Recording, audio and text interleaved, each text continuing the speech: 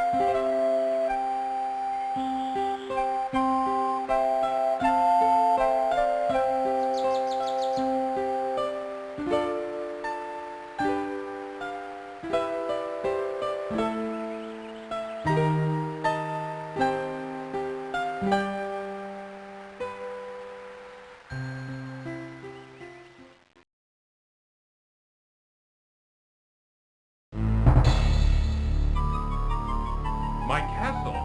What has happened?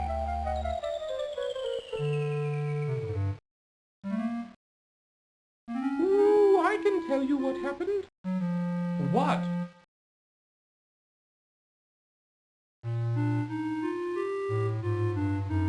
Ooh, I know what happened to your castle. I saw it all. Yes, I did. You did? Well then, what happened?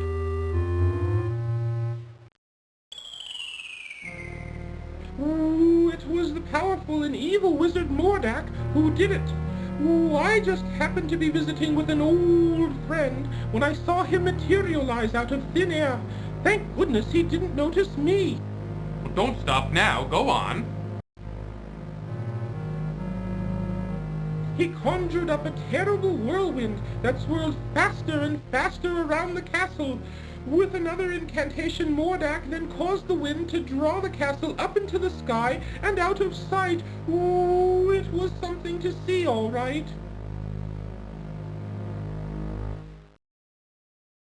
Why? Why would this wizard, Mordack, want my castle? What could he have against me and my family?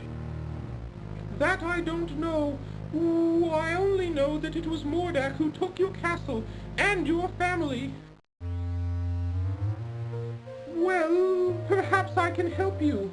My employer also happens to be a wizard, which is why I recognized Mordack.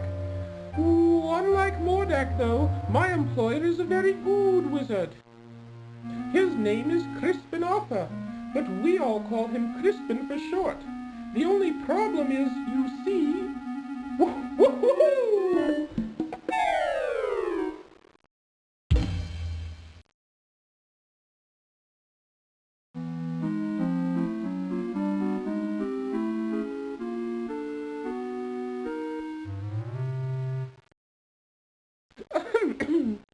Anyway, where was I? Oh, yes. The only problem is that Crispin is getting on in years and tends to be a bit forgetful. I don't know. This doesn't sound as if it would work. Oh, sure it would. Crispin qualified wizard, one of the best. He just gets a little forgetful now and again, that's all. Now where is it? Ooh, I know I brought it with me. Aha! Here it is. What is that? Well, it is my opinion that you don't stand a chance against the likes of Mordack. Ooh, excuse me for saying, Your Majesty, but you don't have a choice. You must come with me. I'm sure Crispin can help you.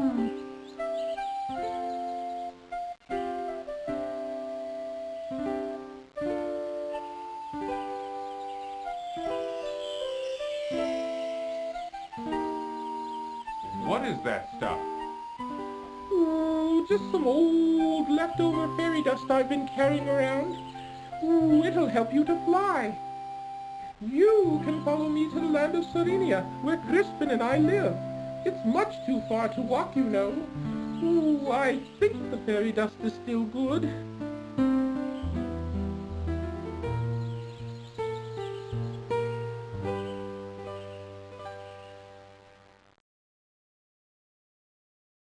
Come on, up here!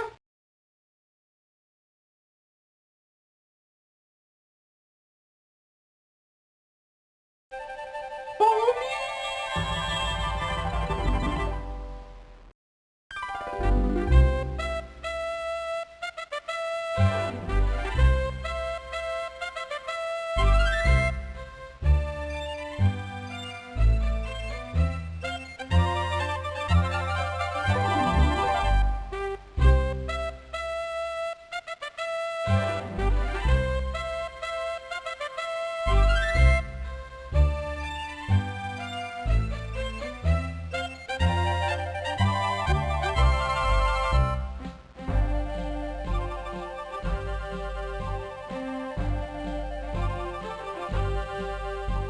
There it is! Down here! Come on! Okay, here I come.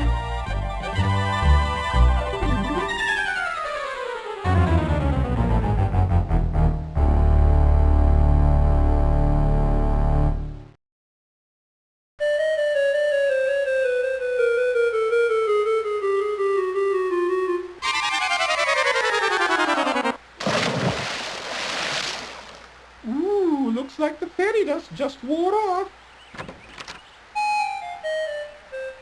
Cedric? Where have you been? I've been calling for you.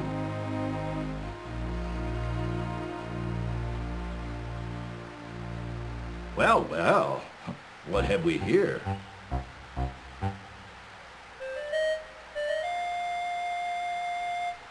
A bit clumsy, are you? Well, come on in the house and dry off. No sense sitting around like a wet dog.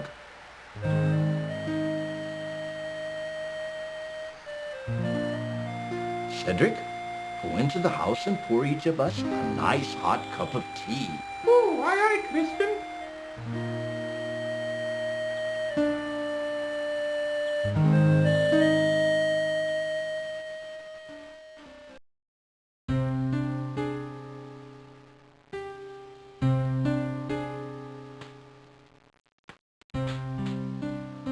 The Society of Wizards has always taken a dim view of Mordack and his abuse of his power. Why, he's even been put on suspension a few times. It never seems to do any good, though. Crispin, why would Mordack want to take my family or castle? What did we ever do to him? I'm afraid I don't know the answer to that. Mordack is a very unpredictable wizard. I've never understood that evil mind of his. Ooh, I thought perhaps you could help His Majesty, Crispin. That's why I brought him here. Well, let me see now. I used to be a very powerful wizard at one time, you know, but I've gotten a little rusty lately. A little rusty. That's quite enough from you, Cedric. Ooh, yes, sir, Crispin, sir.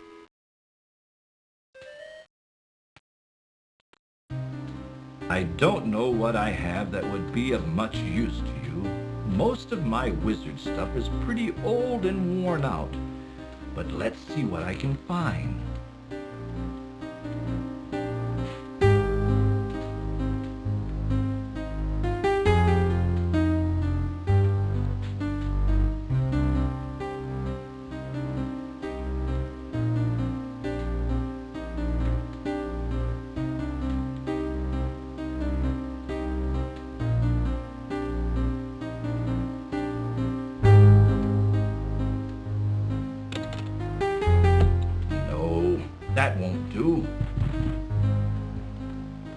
all used up. It might work. Here, eat this. What is that? That's an old piece of magical white snake I had left over from last year. With it, you'll be able to communicate with the natural and animal world. You could find that quite helpful.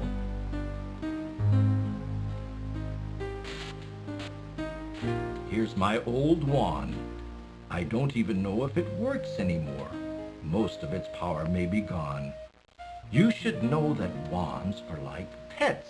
They've got to get to know you before they'll work for you.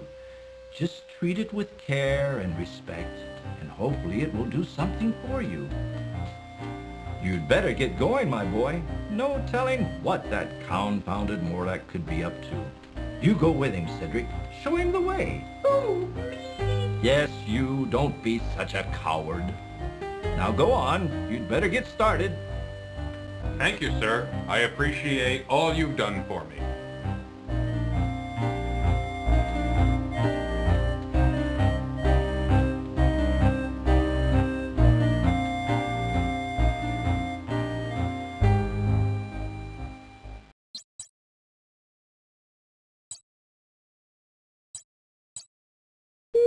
I suggest we visit the town first. How about it, Your Majesty? Please don't call me Your Majesty, Cedric. It's much too formal. I'd like it if you'd just call me Graham. I'd be delighted to, Graham.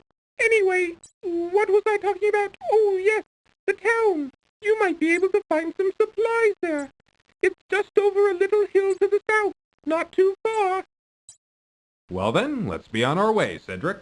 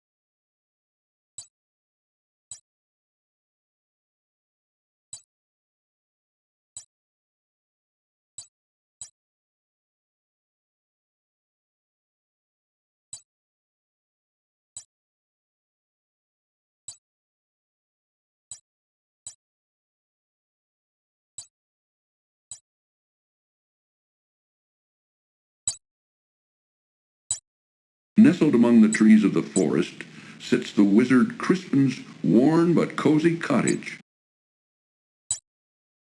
The hand-hewn wooden door is recessed within a small porch.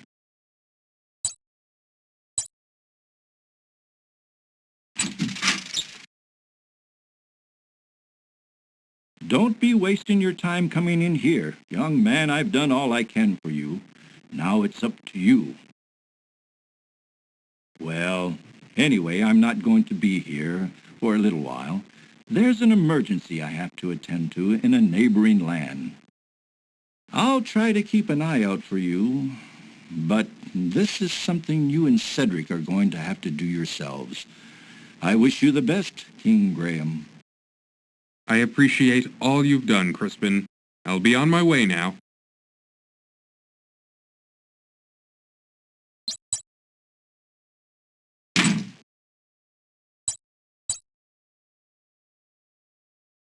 An unusual ornament decorates Crispin's front yard. Crispin, being a wizard, it must have some magical significance which Graham could never understand. That's Crispin's universe interpreter. But be careful, you might accidentally realign the stars.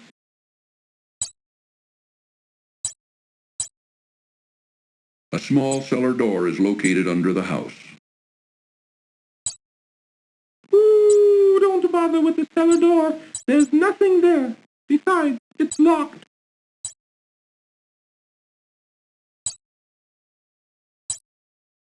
A small well is located near the cottage.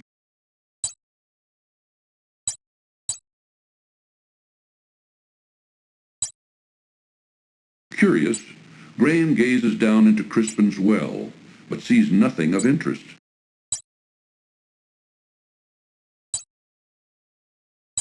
Thick pane windows adorn the small house. It is difficult to see through them. A tiny pond adds charm to Crispin's forested home.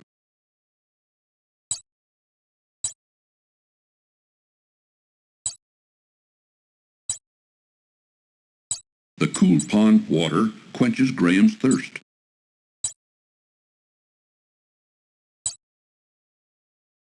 Having other things on his mind, Cedric doesn't appear to be in the mood to talk right now.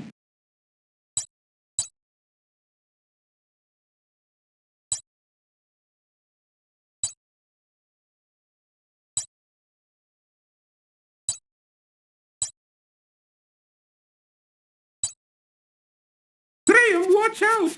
A poisonous snake!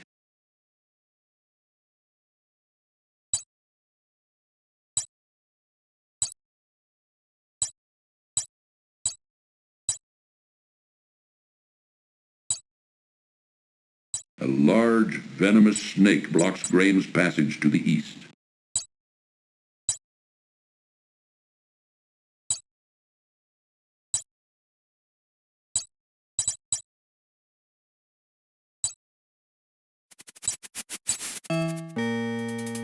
That wasn't wise, Graham. He who speaks with forked tongue should never be trusted.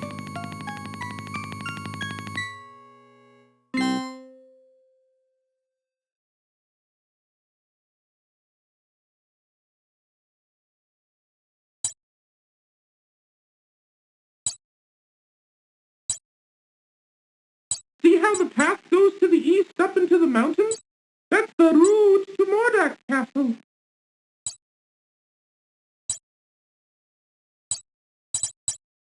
A worn dirt path wanders through a thick wood, alive with the sounds of many creatures. Between the trees, to the east, Graham can see the outline of a great mountain range.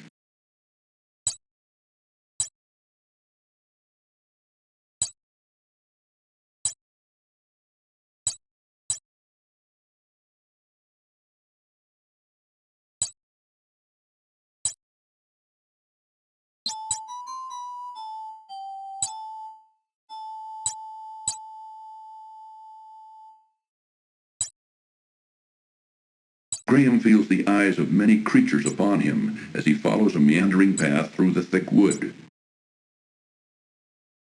What a wonderful bluebird! It could almost make Graham happy again if it wasn't for his family.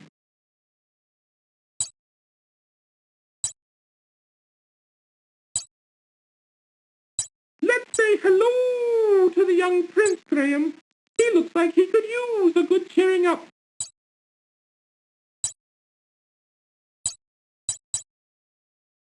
Upon a fallen log sits a dashing young prince who looks very sad and confused.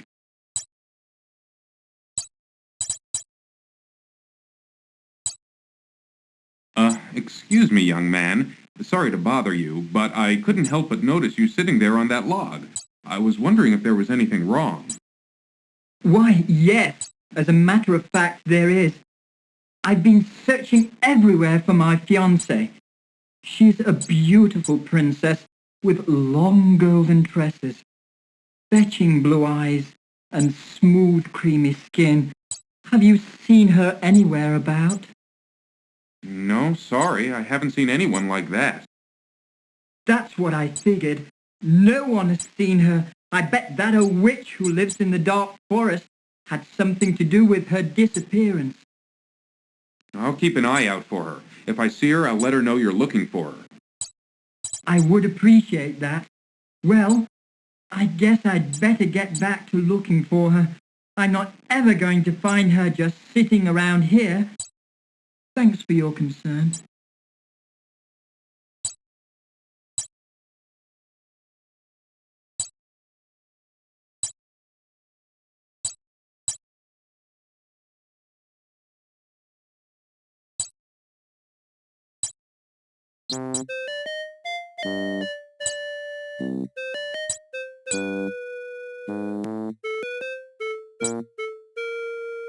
Utilizing fallen logs, a gnome has built a little forest home. Sitting on a stool in front of his house, a young gnome happily plays with an exquisite marionette. Graham attempts to speak to the young gnome, but the boy seems to be very shy and doesn't answer. An old grandfather gnome sits contentedly on an old stump and smokes a large pipe while watching his grandson at play. Having other things on his mind, Cedric doesn't appear to be in the mood to talk right now.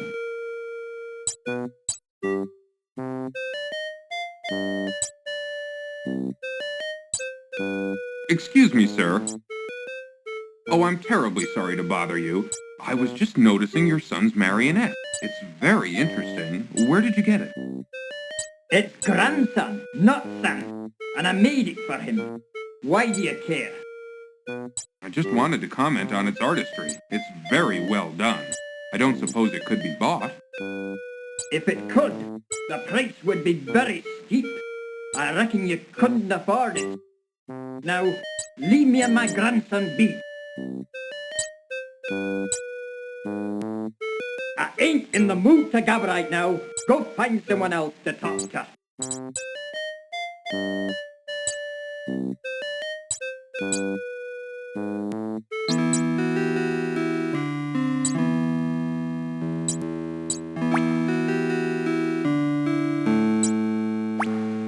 A graceful weeping willow tree grows beside a small pond created from her tears. In her branch-like arms she clutches a beautiful harp as a child would a cherished toy.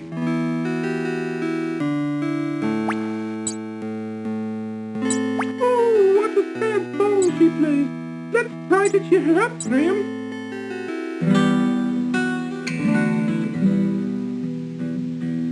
How will I find this heart of mine, taken from me for some time? Here I stand near my pool of tears. Here I'll stay throughout my years.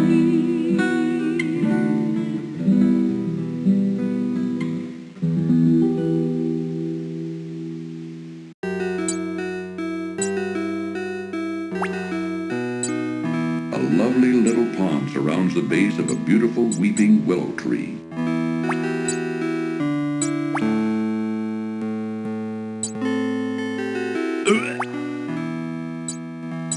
What's wrong, Graham?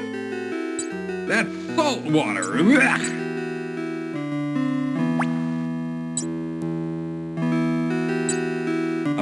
Miss Willow? Yes? You can talk? Why, of course I can. What did you expect? Well, I've never seen a talking tree before. What's wrong?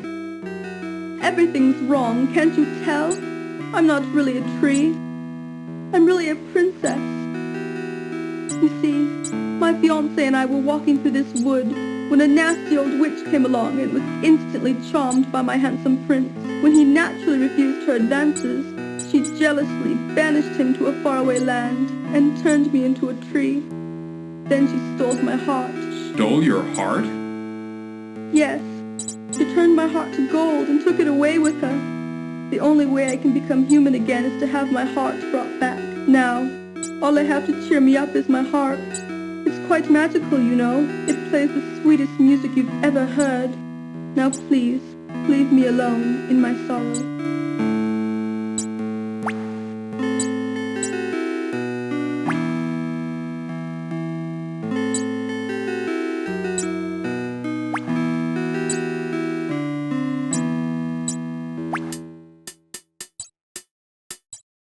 Ooh, keep your eye on the gypsies, Graham. I don't trust them. A large ox, tied to the gypsy's wagon, peacefully munches on grass. A gypsy wagon is encamped here at the edge of the woods. On the side of the wagon, the words "Fortune Teller" have been painted. A steaming pot of stew bubbles over a small campfire near the gypsy wagon.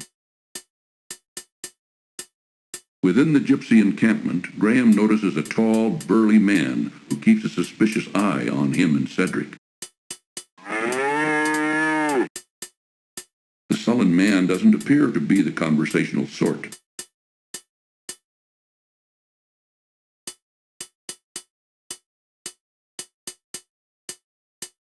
It will cost you 1 gold coin to see Madamushka.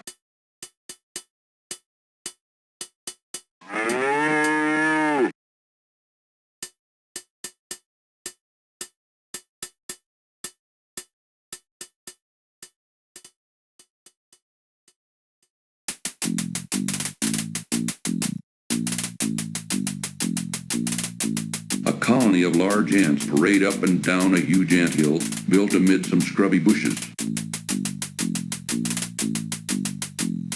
Ooh, there's nothing but a hot, dry desert to the west. Most people avoid it because there are bandits out there.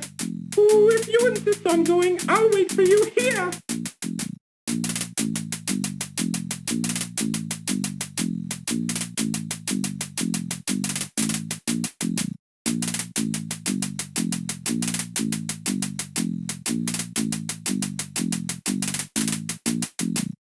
Ooh, is that a new dance, Graham? The Boogaloo?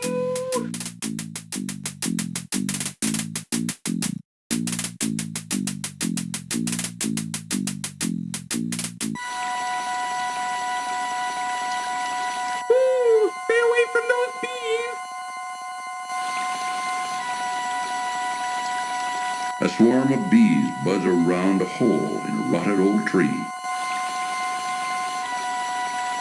It appears the bees have a hive inside the hole of the old dead tree.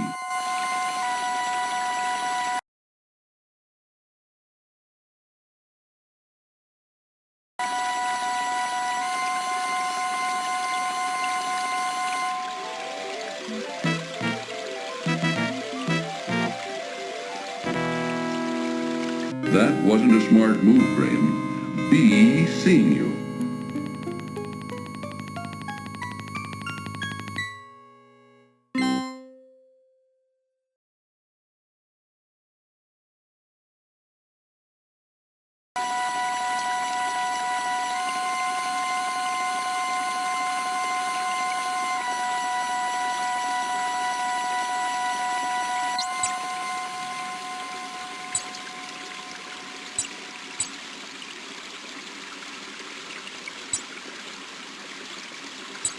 Just off a rutted dirt road, a country inn overlooks the picturesque rushing river.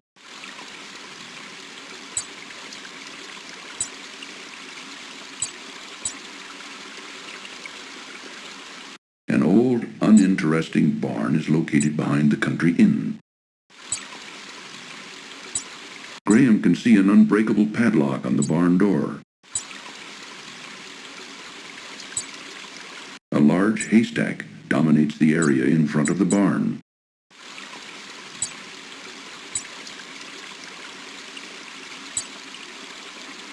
Carefully, Graham searches through the haystack, but doesn't see anything of importance.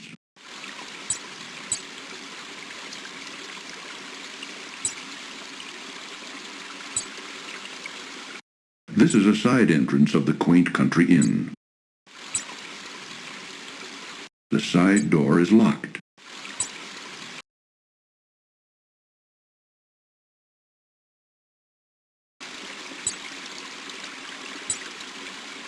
Weary travelers can enter through the inn's front door.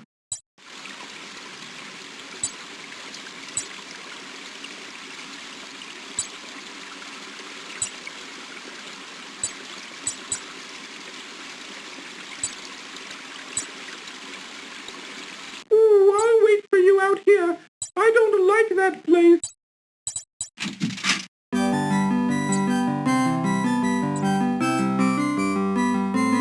The Country Inn's tavern looks a bit shabby and run down. At the bar, Graham notices 3 men. A flea-bitten old dog lies asleep in the corner. Graham notices 3 rough-looking men huddled over the bar in serious conversation. Since they're talking in such low tones, Graham can't quite hear what they're saying.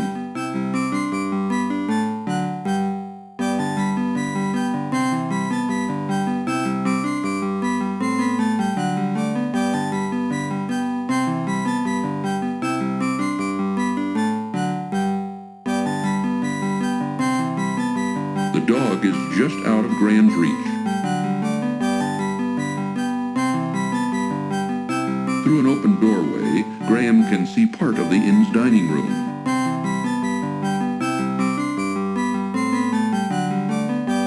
You know that job we pulled yesterday? Where's the rest of the loot, huh? I think one of you guys is holding out on me. Gentlemen, please excuse me. I didn't mean to interrupt you.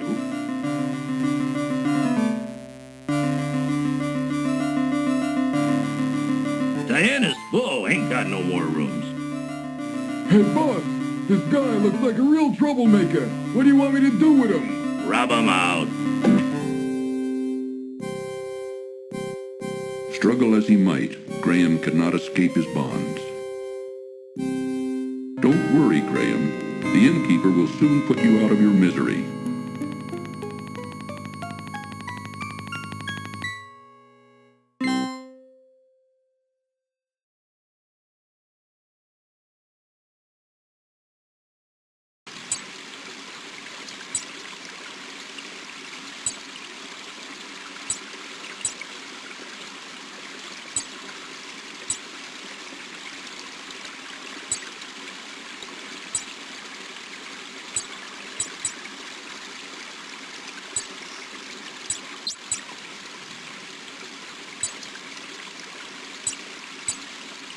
With a fine view of the rushing river, the bakehouse sits a bit out of town, along an old rutted road.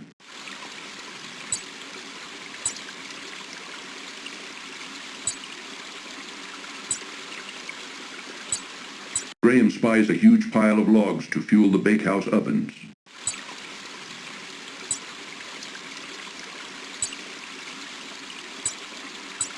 See the road there? Back to the east is the town.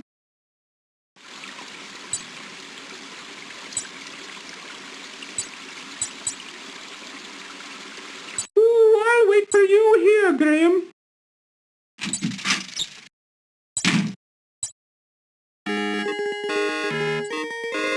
And how is your poor dear mother doing, William? Oh, she hasn't been doing too well lately. But my brother and I help out whenever we can. Thanks for asking, Amanda. Austin, keep your fingers out of that pie. The pies look lovely. I think I'll take one. Yes, they were just made fresh this morning. Here you go. Yes, this will be a fine dessert for our dinner tonight. Let's go home, Austin. What's your name? My name is Austin. I'm here with my mama. We're buying a pie for dinner tonight. That's nice. Good day, madam. That pie looks awfully good. Ah, yes.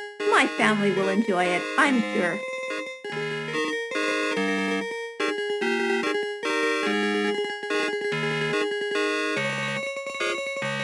Here's the last of the pies.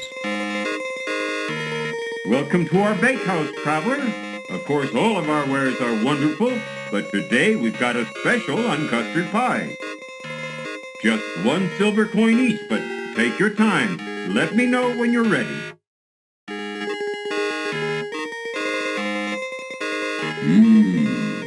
wonderful smells of the bakehouse set Graham's stomach to rumbling and his mouth to watering. The Baker brothers seemed to have a pet, a large, mangy cat. The cat doesn't look very friendly at all. Delicious, mouth-watering custard pies lining the tables and countertop attract Graham's eyes and nose.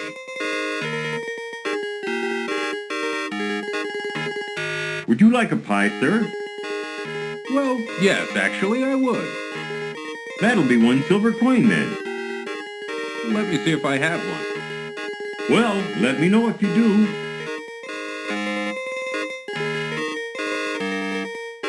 Everything looks so delicious, it's hard to decide what to buy. Everybody has that problem, but what a problem to have.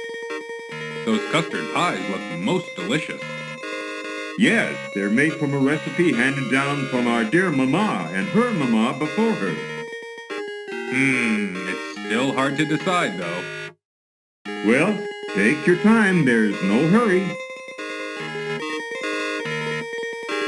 The baker's brother is too busy to chat with Graham.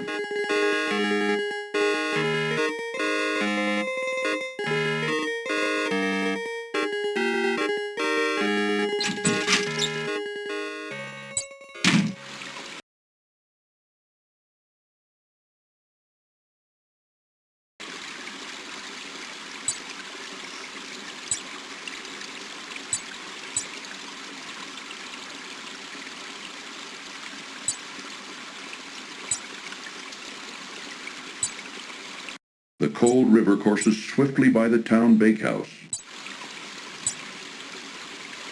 No, Graham, don't!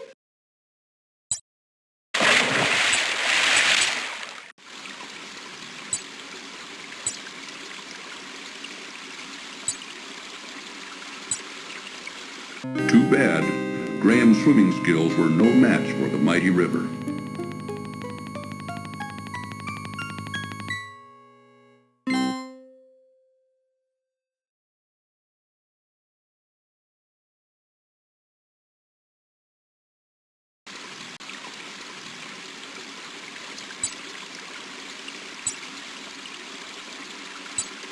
See the road there? Back to the east is the town.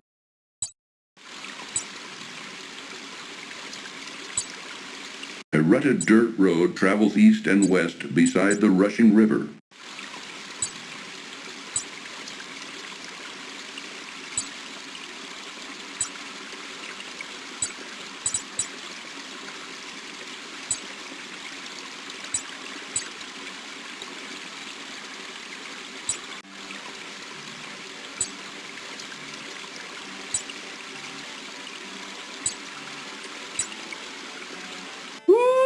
Follow this road along the river, you'll come to the town bakehouse.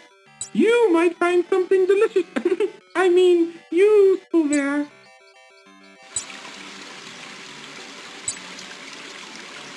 The quaint little town of Serenia nestles at the base of a great snow-capped mountain range which rises sharply to the east. A small tributary of the larger river powers an old water wheel as it flows through the town. Secure within a small pen, a spotted cow quietly chews her cud. Come on, Graham.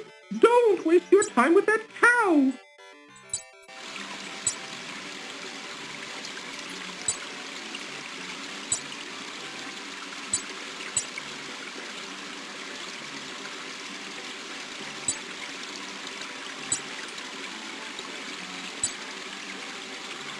If you're going into town, I'll just wait for you here. I had a nasty run-in with a big dog once, and I feel much safer out here.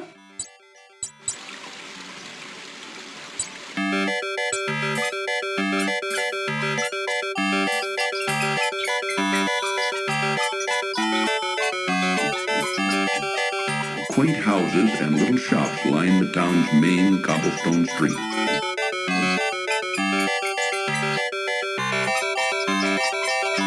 While blocking an alleyway, a frustrated man fixes a broken wheel on his wagon.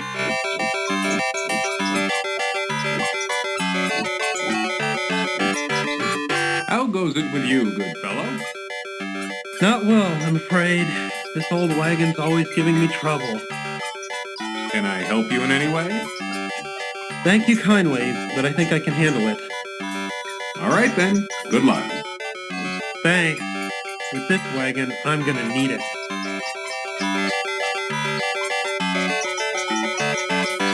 The town is busy with people going about their daily chores.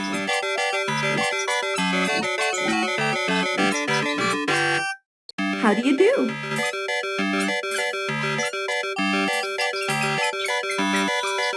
Nice day, isn't it? Top of the morning to you, sir. A prosperous-looking tailor shop occupies the town's main corner.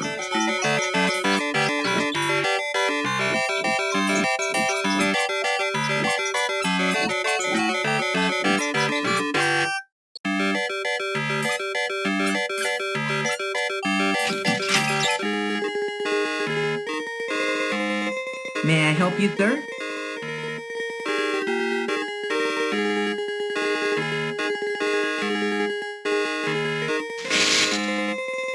The busy tailor shop bustles with activity as Graham looks around with interest at all the tailor's wares. An employee of the tailor, a friendly, good-looking young man, caters hopelessly to a disagreeable customer in the one dressing room. I don't like this at all. The tailor, an aristocratic-looking man, attends solicitously to Graham as he looks at all the wares in the tailor shop. I'm interested in buying something here. Ah, let me show you some things. A fine piece of cloth. With this material, I could make you beautiful shirts. There isn't a more beautiful piece of fabric to be found anywhere. With this, I could make you the finest trousers you've ever had. Well, what do you think? Well, right now I'm just looking. Thanks anyway. Sure. Whatever you say, I'm just here to help.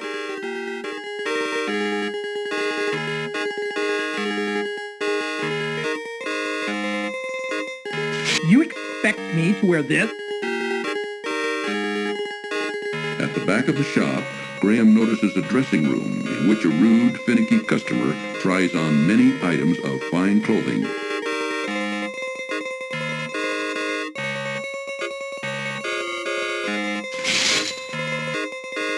In the corner of the shop, draped casually over a tailor's form, Graham sees a thick, fur-lined cloak. Here, let me help you with that.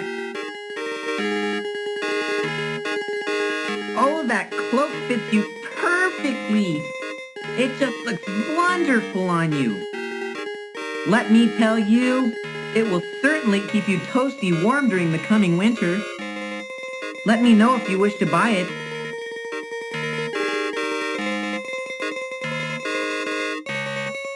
Not wishing to be put through another speech about fine shirts and trousers, Graham wisely keeps his mouth shut.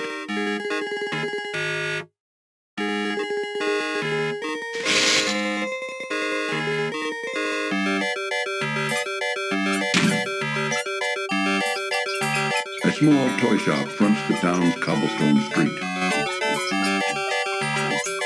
A small toy shop fronts the town's cobblestone street.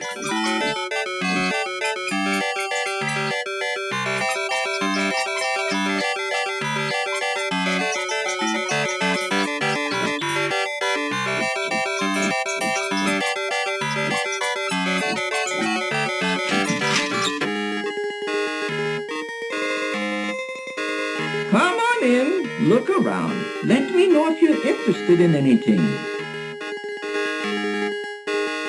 The shipment of carving wood hasn't come in yet.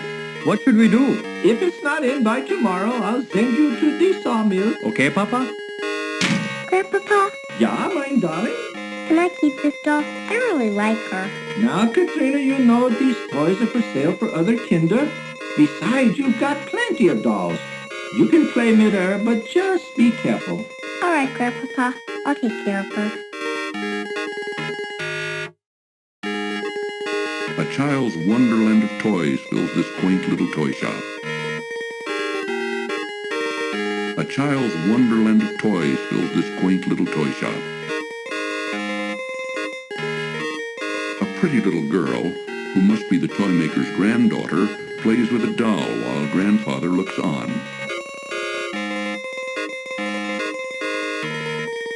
The little girl is more interested in her doll. She pays no attention to Graham. The plump old toy maker, who seems a jolly sort, carefully mends a toy while sitting comfortably behind the counter.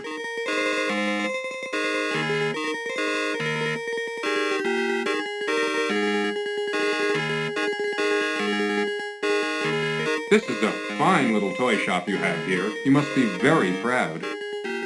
Danke, son. I've worked very hard at it over the years. But you know, you need to really love it. And I do. Are most of these toys your creations? Yeah, most of them. But not all. Some my son made, some I bought, some I traded for. You're very talented. Danke, danke. Well, let me know if I can help you.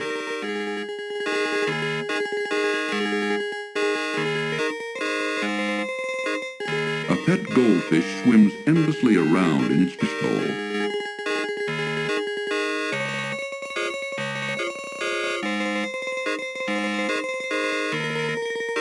Graham notices a strong little sled hanging on a side wall.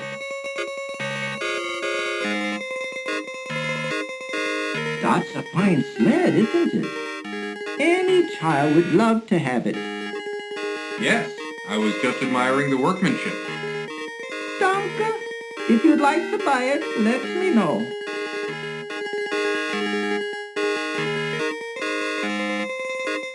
Not wanting to bother the toy maker again, Graham instead looks around the toy shop.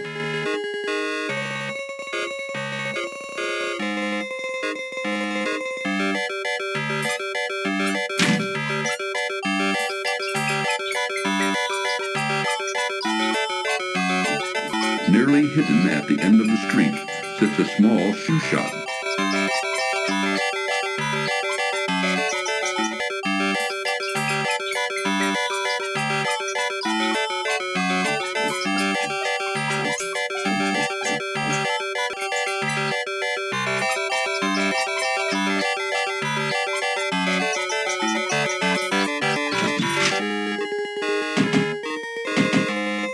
Take a look around if you want, but we don't have any shoes to sell you right now.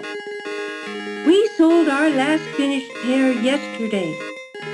Our business ain't doing so good anymore, and we're getting too old to keep trying. Is there anything I can do to help? There ain't nothing you can do, short of buying us out.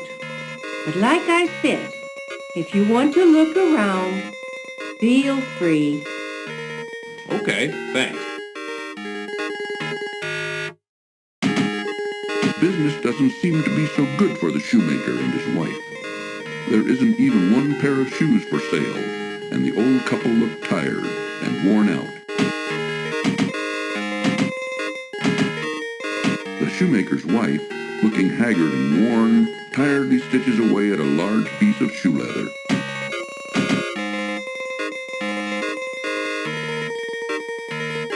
You don't have any shoes for sale, huh? That's right. No shoes at all. We're making a pair right now, but it'll take a while.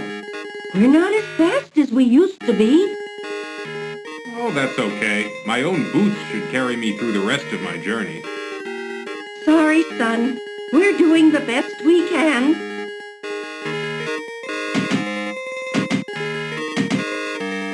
The old shoemaker eyes squinted and fingers calloused from years of making shoes, drives tiny nails into a shoe sole with a small cobbler's hammer. The old shoemaker wearily hammers tiny nails in a shoe sole. He doesn't even seem to notice Graham. Business doesn't seem to be so good for the shoemaker and his wife. There isn't even one pair of shoes for sale, and the old couple look tired and worn out.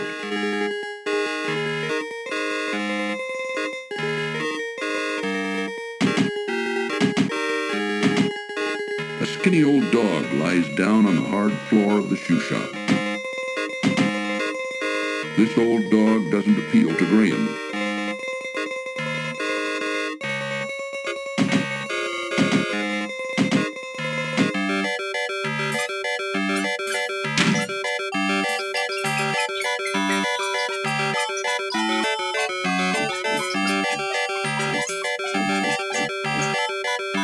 Graham notices a shiny silver coin lying forgotten on the street near the broken wagon.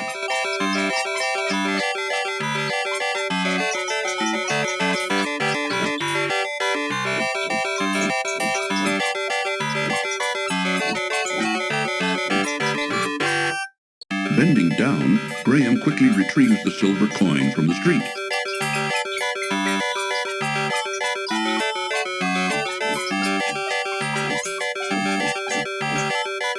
The old wand doesn't seem to have any vitality left in it.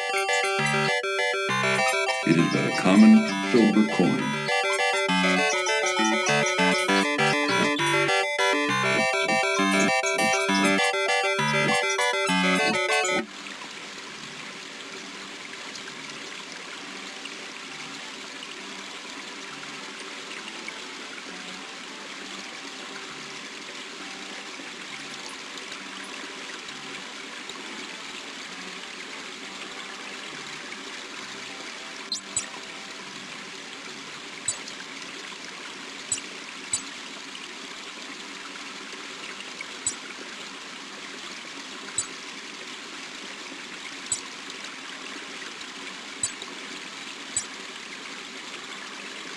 I'll wait for you here, Graham.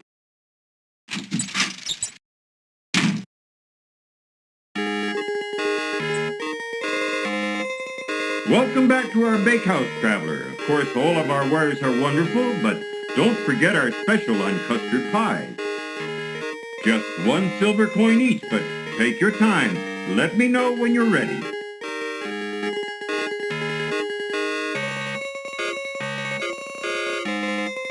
The Baker brothers seem to have a pet, a large, mangy cat. The cat doesn't look very friendly at all.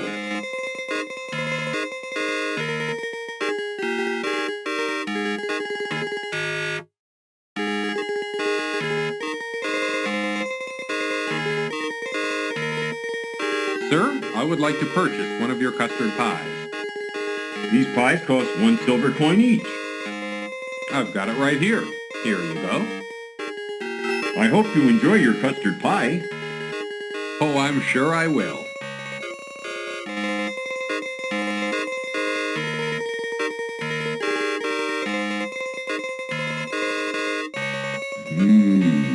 The custard pie looks delicious.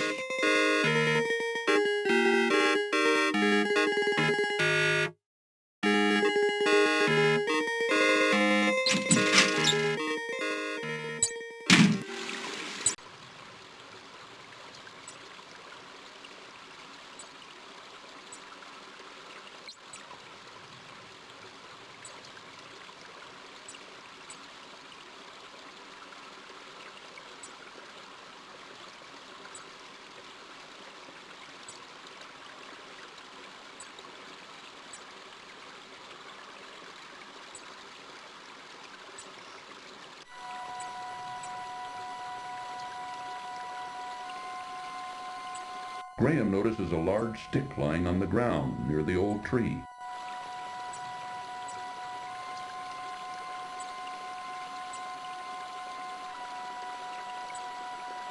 Graham bends down and picks up the large stick from the ground.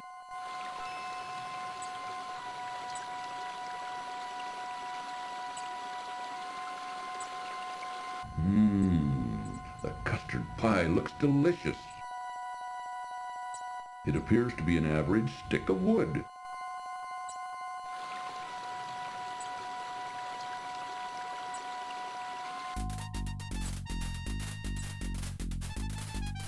A bully of a dog terrorizes the poor ants as he playfully digs at their large anthill. A mangy old dog digs playfully at the huge anthill, while the poor ants scurry about frantically.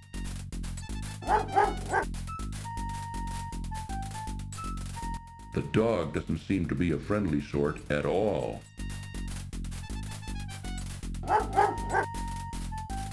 Ooh, Graham, that dog looks mean.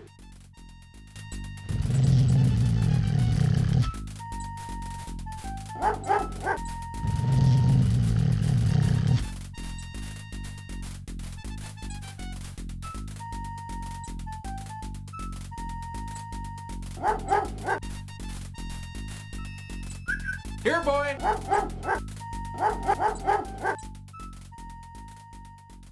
Allow me to introduce myself.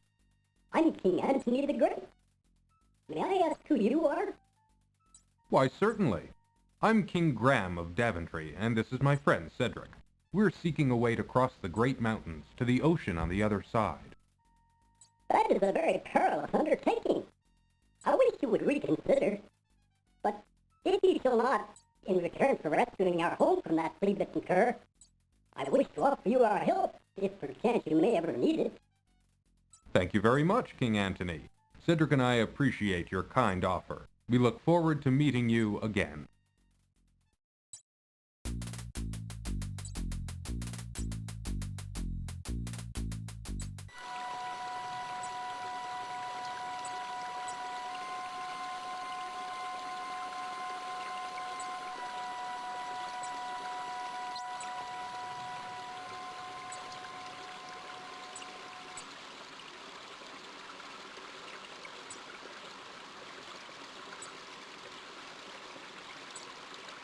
Graham watches with surprise as a contingent of ants marches into the haystack and begins to swarm through it.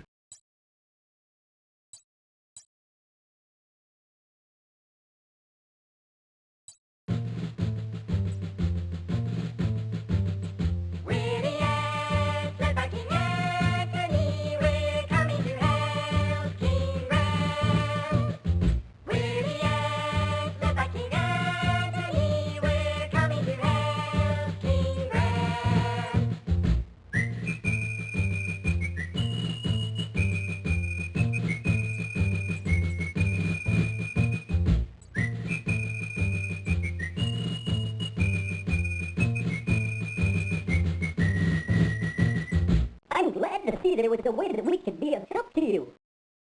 Look here, we found a golden needle in the haystack. I'd like to present it to you. Perhaps you can find a use for it. Why, thank you, King Antony. I'm honored. Good luck in your travels, King Graham, and be careful.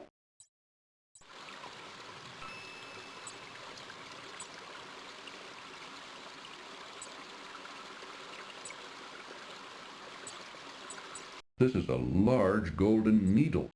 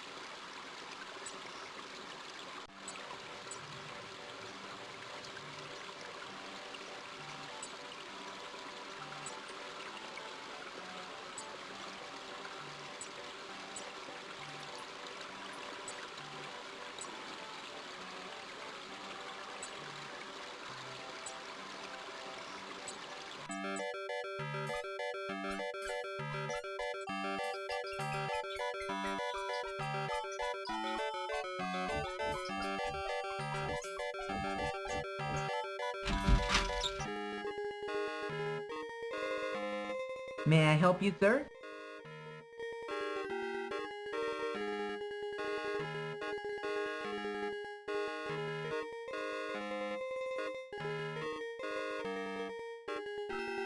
My golden needle! Wherever did you find it? It was in a haystack by the country inn. By the inn?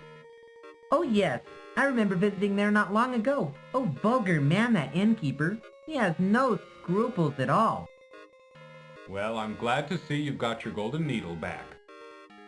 I wonder, could you possibly see fit to give me that wonderful cloak in exchange for it? The cloak? Well, why not?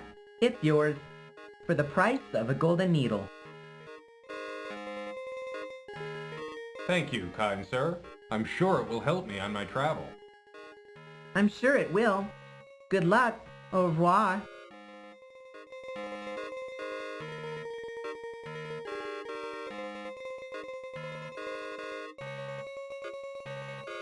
This fine cloak is thick and warm. I don't like this at all.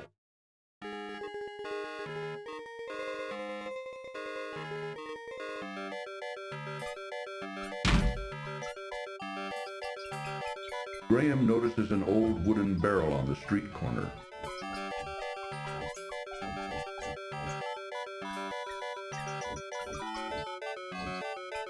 Inside the barrel, Graham sees an old rotting fish.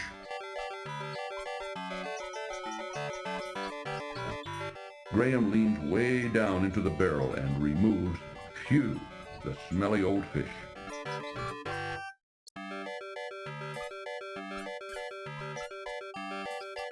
Phew, this smelly old fish is disgusting.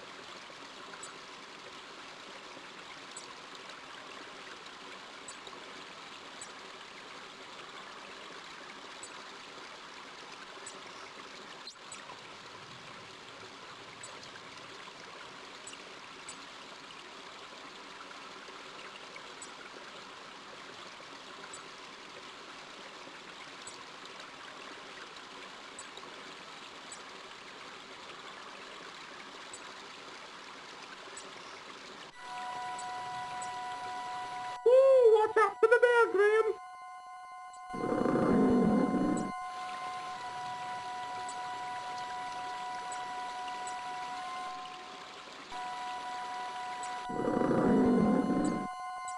A large bear seems to be very interested in the honey inside the old tree.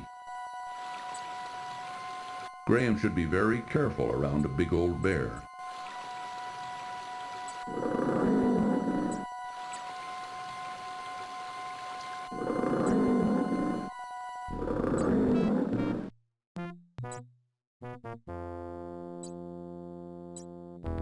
Tisk, tisk. Graham should know better than to feed the bears.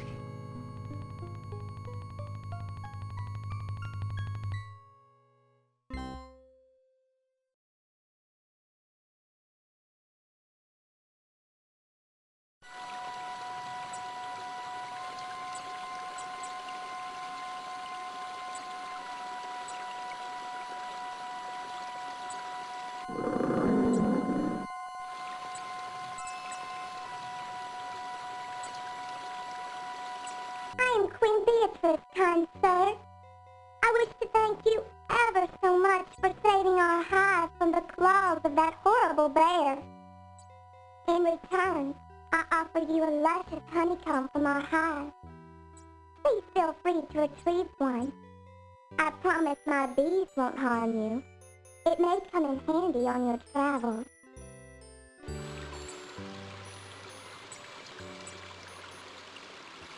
It appears the bees have a hive inside the hole of the old dead tree.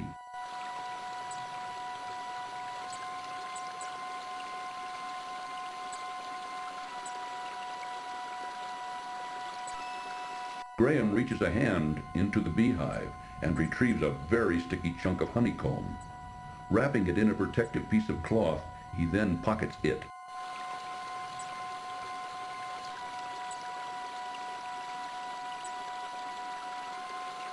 Honey drips at the edges of the honeycomb chunk.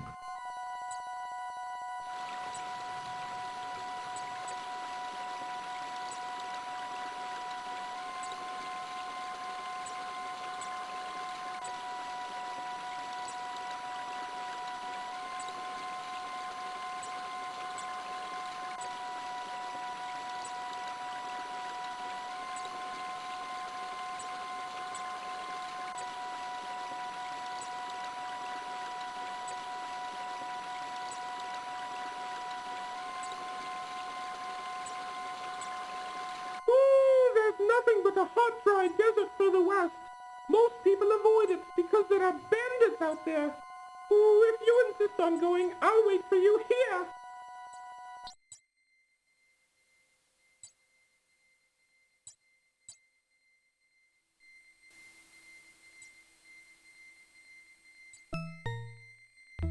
Too bad.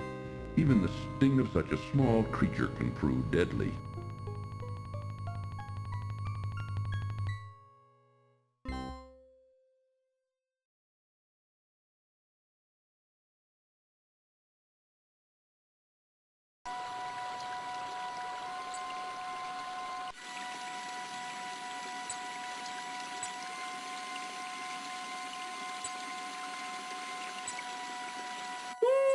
Nothing but a hot, dry desert for the West.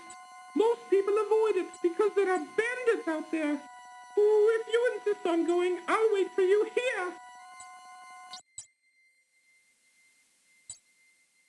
The scraggly bushes of the dry brushland taper off to a hot, sandy desert as far as the eye can see to the west. To the east, Graham can see the sparse edge of Serenia's woods.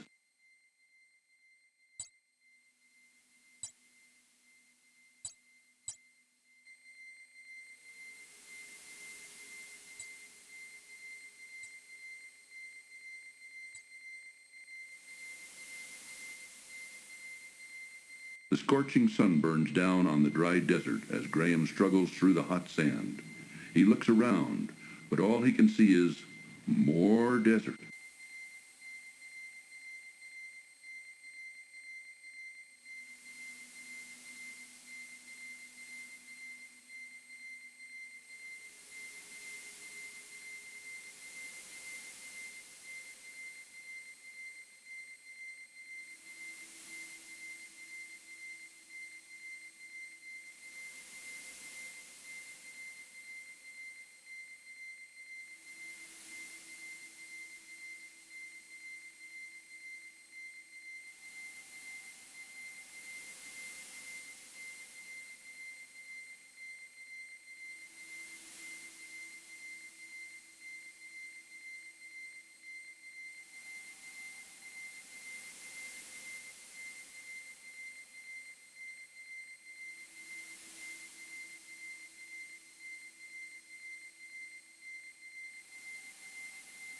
The hot sun and choking sands are taking their toll on Graham.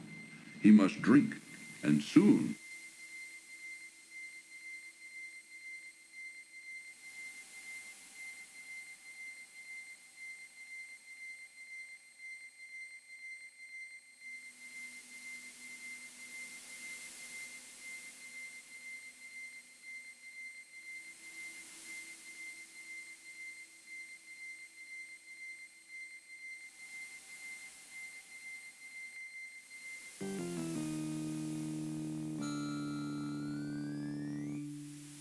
Too late.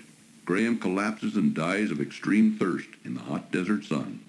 If only he could have found an oasis. Dying for a drink, Graham?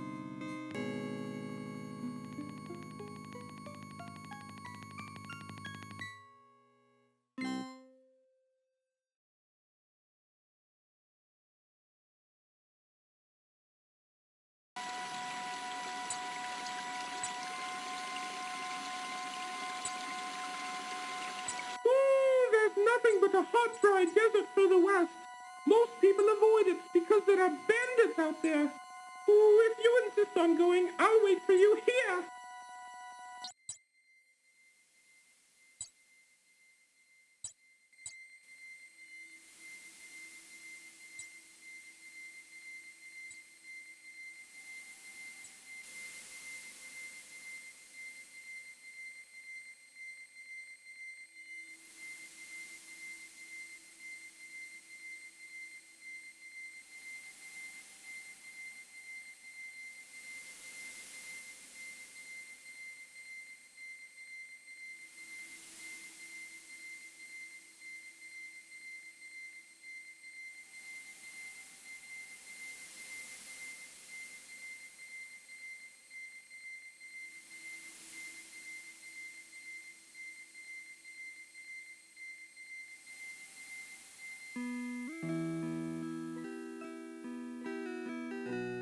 A small oasis. Its tantalizing water, so sparkling in the desert sun. Graham's hot, thirsty body is irresistibly drawn to it.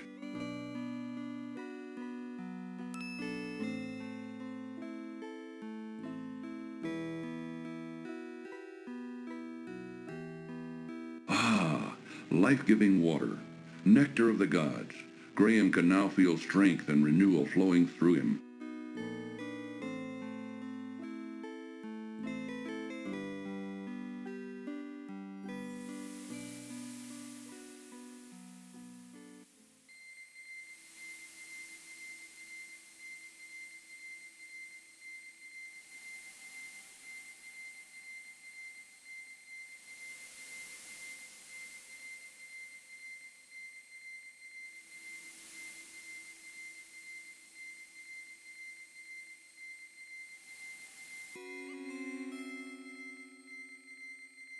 Uh-oh. A picked clean and sun-bleached skeleton lies in the sand of the hot, dry desert. What happened? Who can say? But it makes Graham uneasy nevertheless. An old shoe lies forgotten near the poor skeleton.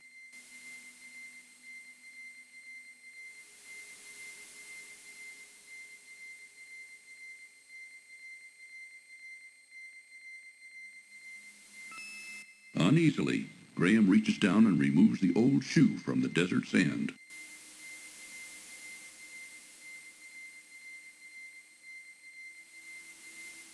The worn old shoe is cracked and dry from the desert sun.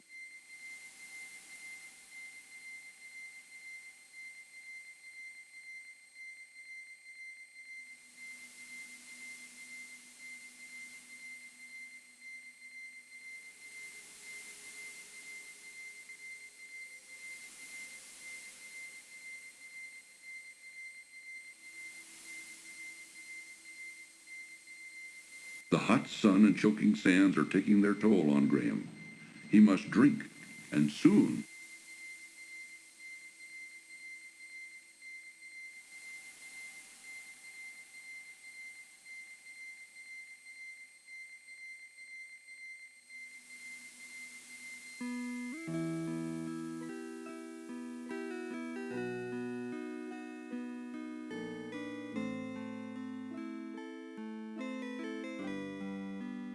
Ah, life-giving water, nectar of the gods. Graham can now feel strength and renewal flowing through him.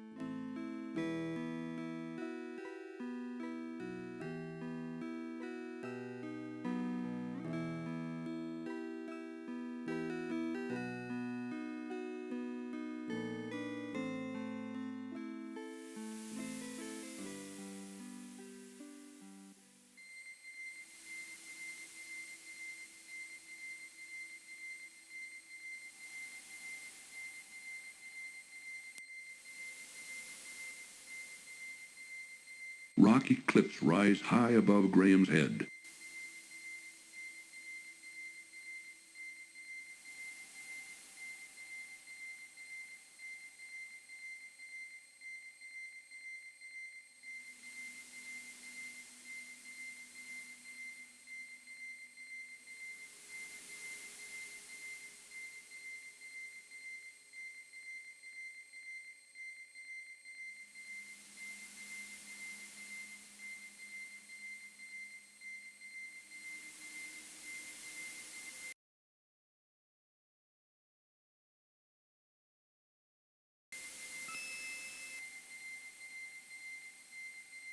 The facade of a magnificent temple has been carved into the rocky cliffs by an unknown ancient civilization.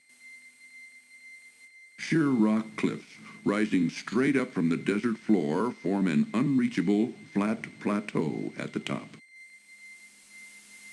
A small pool of water has formed in the space between the two rocks.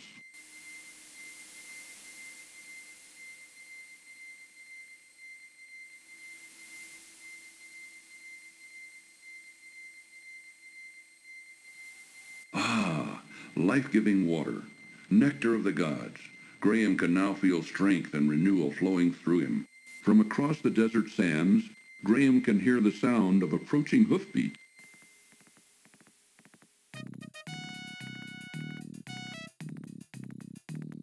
A spy! Get him! Never trust a bad guy, Graham.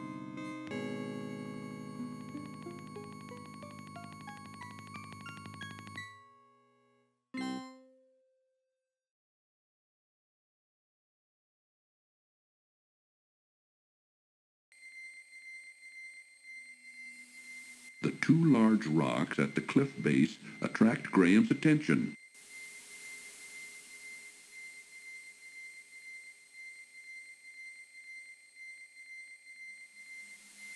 From across the desert sands, Graham can hear the sound of approaching hoofbeats.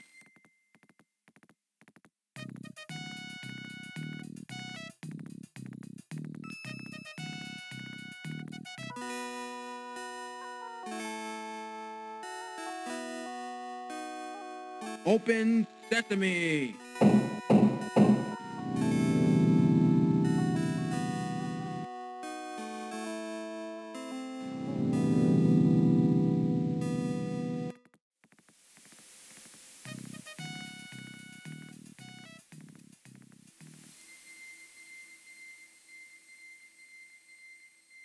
Carved into the rocky cliffs, an ancient temple towers above Graham as he surveys its ornate columns and friezes. Stone statues of Pegasus seem to guard the old crumbling temple. Looming majestically before him, the massive temple door beckons tantalizingly to Graham.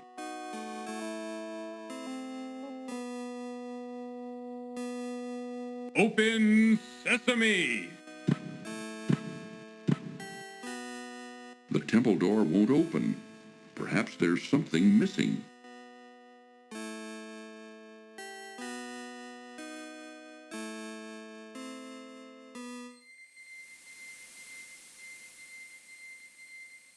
A small pool of water has formed in the space between the two rocks.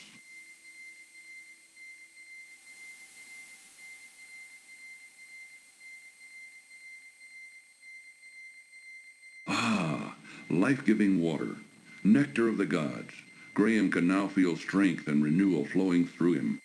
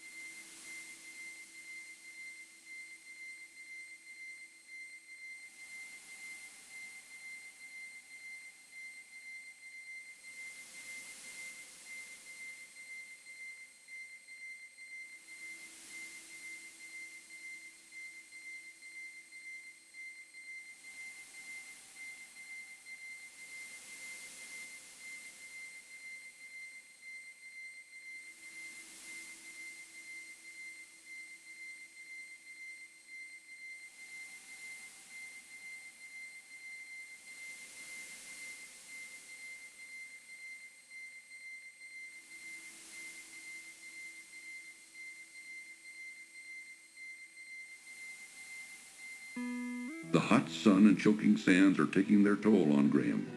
He must drink, and soon. A small oasis. Its tantalizing water, so sparkling in the desert sun. Graham's hot, thirsty body is irresistibly drawn to it.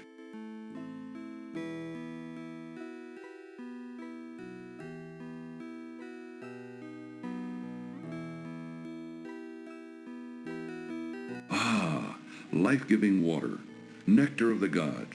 Graham can now feel strength and renewal flowing through him.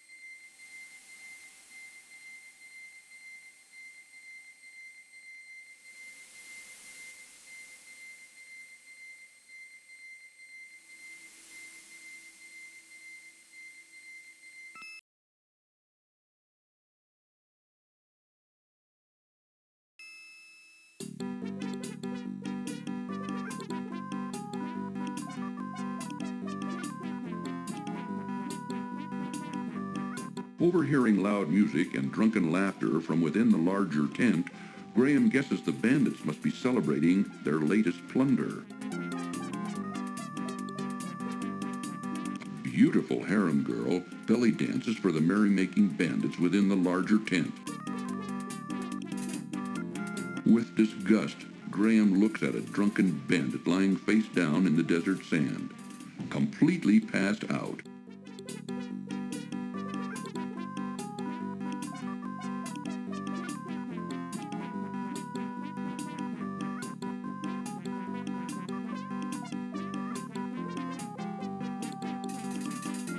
Phew! Holding his nose against the drunken bandit's pungent odor, Graham quickly searches him, but doesn't find anything of importance. The campfire, all but forgotten, has been reduced to a pile of glowing embers. A large clay jar full of water stands by the campfire.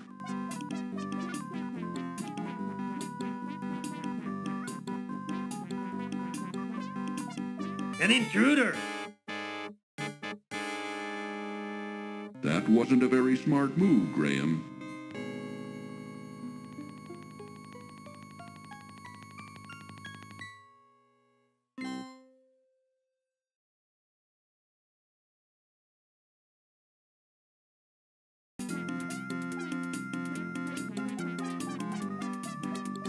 There doesn't seem to be any activity within the smaller tent.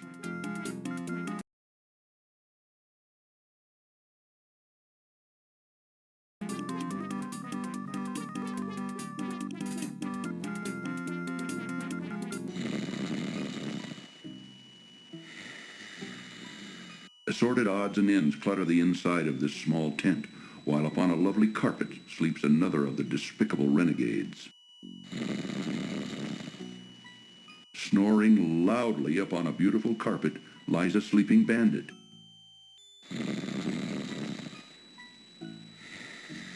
A jeweled staff leaning against the back of the tent catches Graham's interest.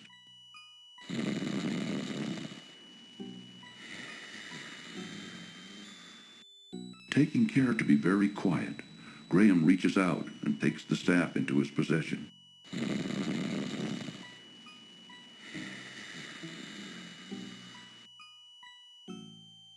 The jeweled staff is obviously the work of an expert craftsman.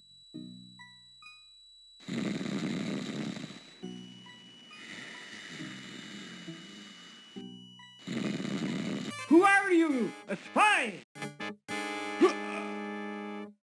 That wasn't a very smart move for Graham to make.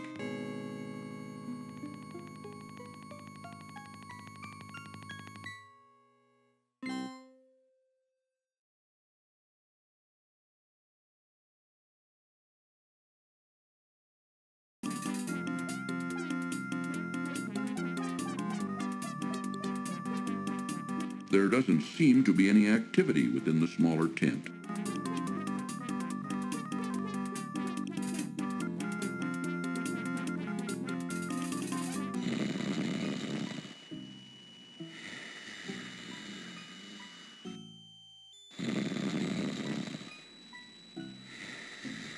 Taking care to be very quiet, Graham reaches out and takes the staff into his possession. Taking care to be very quiet, Graham reaches out and takes the staff into his possession. Taking care to be very quiet, Graham reaches out and takes the staff into his possession.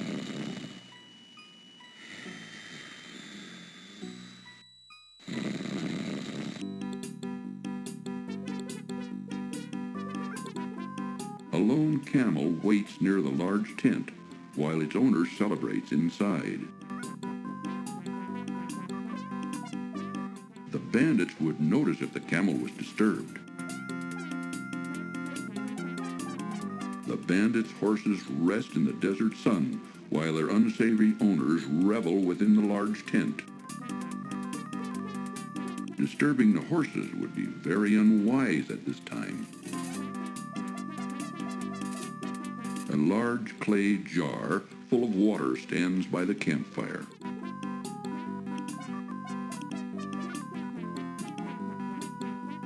Ah, life-giving water, nectar of the gods. Graham can now feel strength and renewal flowing through him.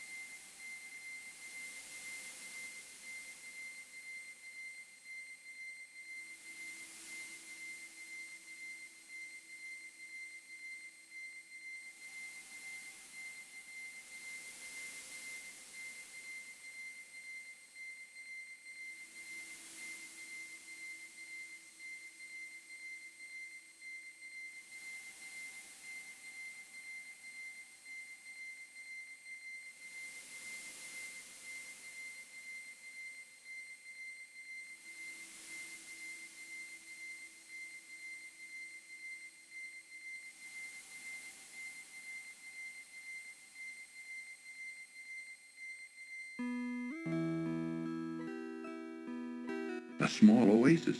Its tantalizing water, so sparkling in the desert sun. Graham's hot, thirsty body is irresistibly drawn to it.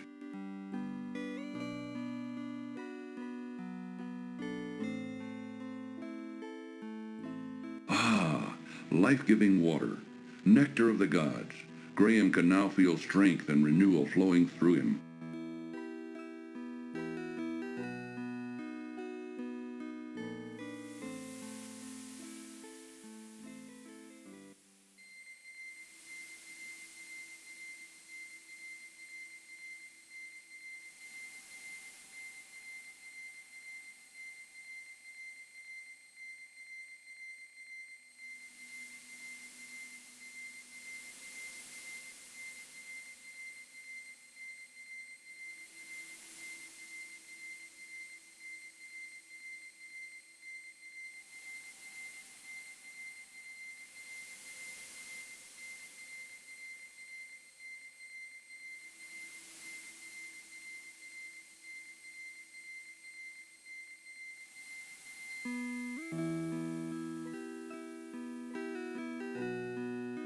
A small well. Graham's hot, thirsty body is irresistibly drawn to it. All around him, Graham sees nothing but more desert. How much farther can he go on? Thankfully, though, a nearby pool of water can relieve Graham's overwhelming thirst. A rope and water basket sit near a small well.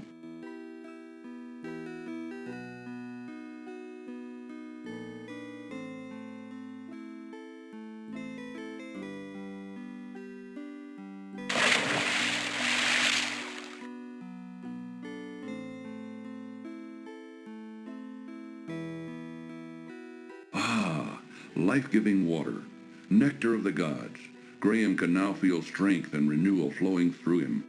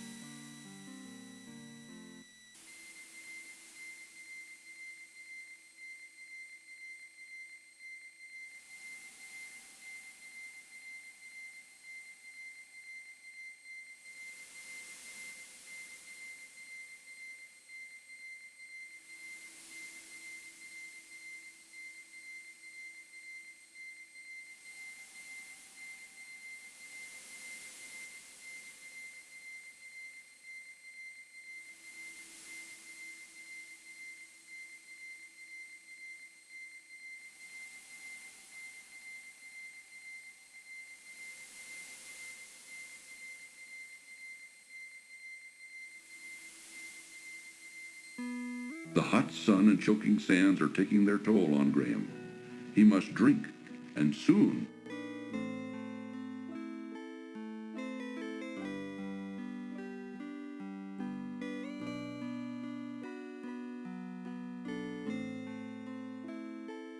Ah, life-giving water, nectar of the gods. Graham can now feel strength and renewal flowing through him.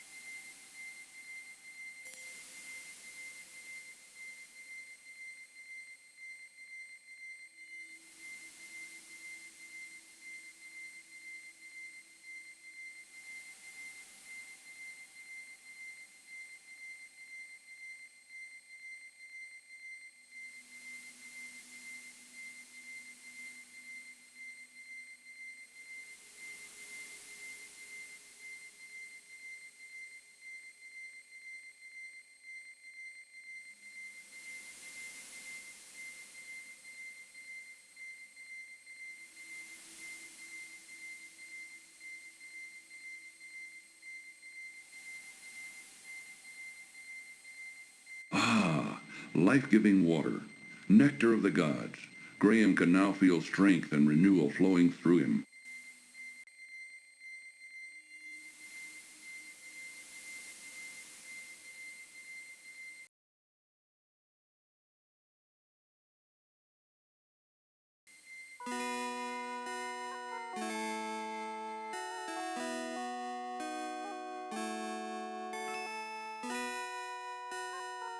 Open Sesame!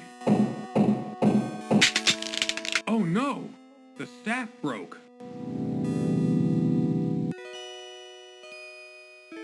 Treasure?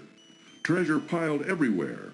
The sparkling brilliance of it overwhelms Graham as he peers around the temple's dim interior. Oh my! Look at all this treasure!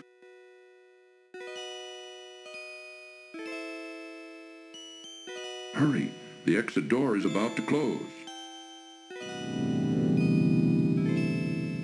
Cheer up, Graham. At least you can practice your game of tiddlywinks.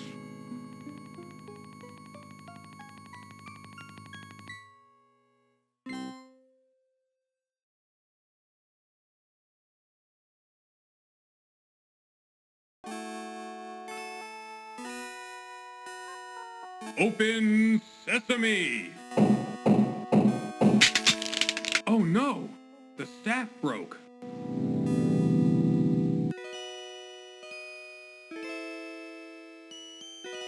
A single gold coin, separated from the rest of the treasure, lies on the floor near the door. Near the temple door sits an old, tarnished brass bottle. Hurry! The exit door is about to close.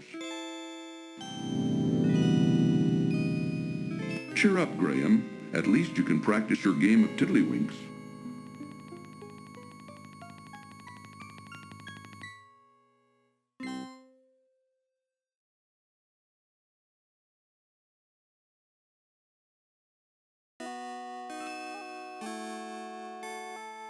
Open Sesame! Oh no! The staff broke.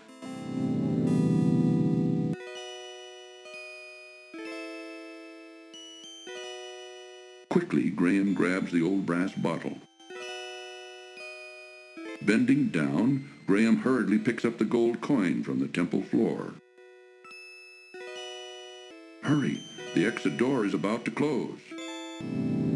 Phew, that was close.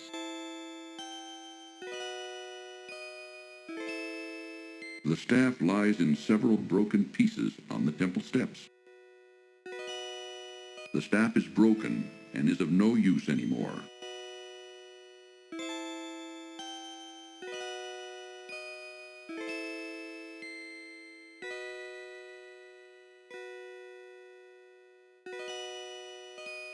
This is an old, tarnished brass bottle. It is a shiny gold coin.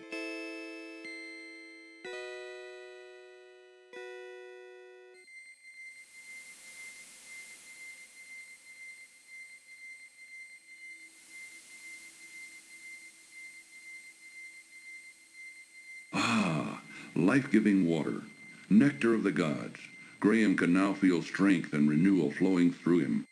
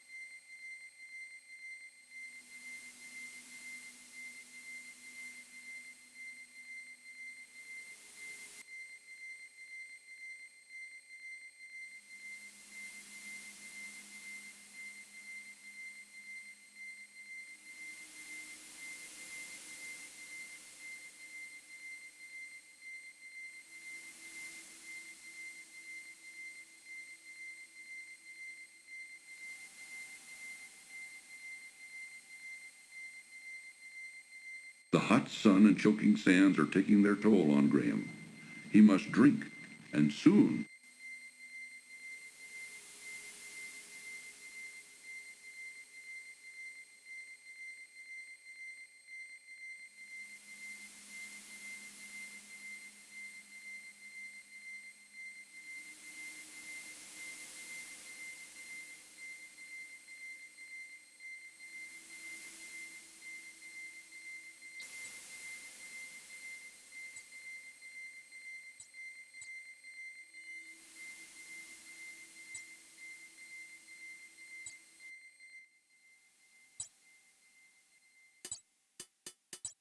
Well, there you are. I was just starting to get concerned. Don't worry about me, Cedric. I'm used to this kind of thing.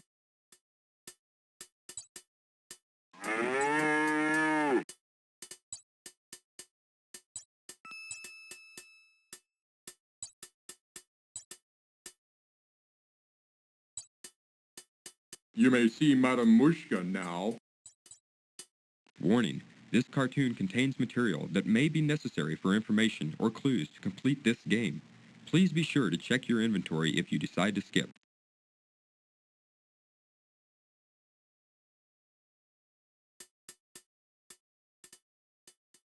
So, you are here to see Madame Mushka, no? Well, come closer. Sit down. I will tell you your fortune. Already I can tell that you are on a quest of great urgency. We will see what we can find out for you. Look, King-Rom. Look into the crystal ball. Look, Mananan, look what I have for you. Take a good look at what you did to my brother, Alexander. Because of you, he's doomed to spend the rest of his days as a cat, and there's nothing I can do about it. But you can do something about it. Since you're the one that did this to him, you're the only one who can turn him back again. Back to the wizard Mananan. Alexander! I don't know how, Mordack. I'm not a wizard. I just happened to stumble across some magic spells and accidentally turned your brother into a cat. I didn't mean it. Please believe me, Mordack. I don't know how to turn him back into a wizard. You're holding out on me, little man. You're taking advantage of my good nature, but not for long. If I don't get a change of tune from you soon, I'll feed your family to the cat, starting with your dear mother. Remember what I said. I'll only give you a little more time to decide before your family becomes cat food. That is all. But I see that your mission is very dangerous indeed. I will give you something to help you. Here, wear this. It is a magic amulet. It will protect you against all but the most powerful magic. Good luck, King-Rom. Be careful. That Mordack is a bad bad one. Thank you, Madam Mushka.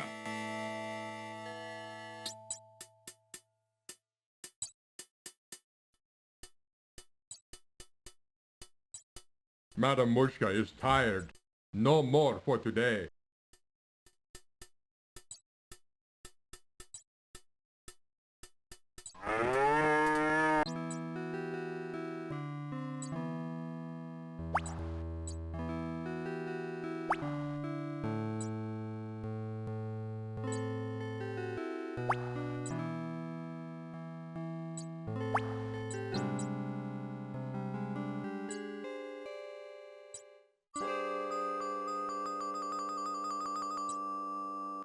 An old hollow log lies in a small clearing before the gloomy forest.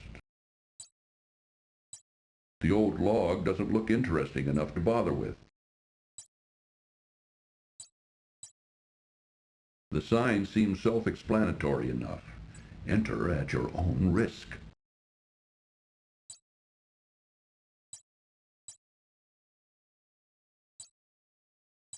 Oh, no!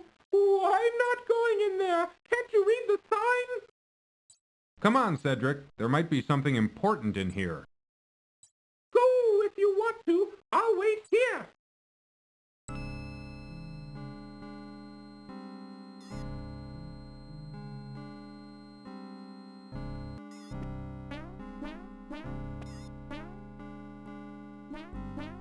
And snarling roots, creeping vines, decaying logs, twisted, gnarled trees.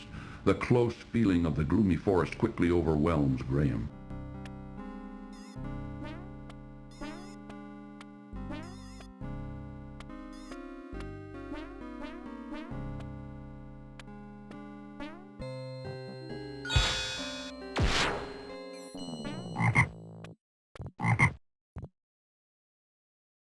That old witch caught Graham totally off guard.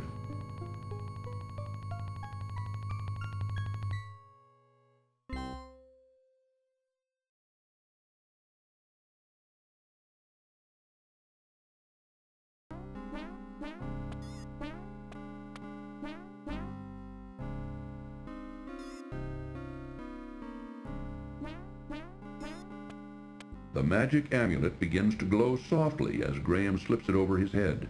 He then carefully tucks the amulet into the front of his tunic, hiding it from sight.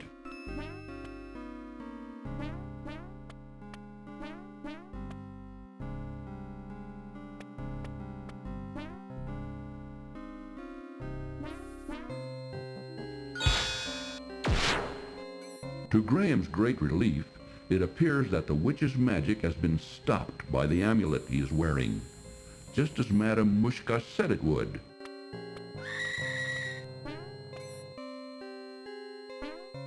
Of all the ugly hags Graham has seen in his life, this is by far the ugliest. What are you doing in my forest, young man? Don't you know you're trespassing? Oh, I didn't know this was a private forest. Do you own it? Of course I own it. It's mine. And what did you do to my magic? Huh? I don't think you need to know. Now tell me something. How does one leave this confusing forest? I'll never tell. I'm afraid you're stuck, dearie. Now you're my prisoner. We'll see about that. Yes, won't we?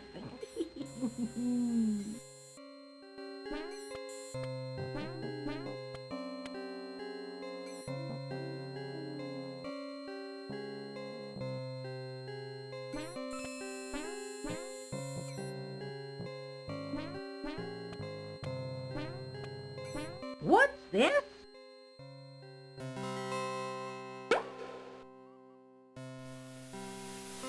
Ah, freedom at last! Now you spend the next 500 years in a bottle.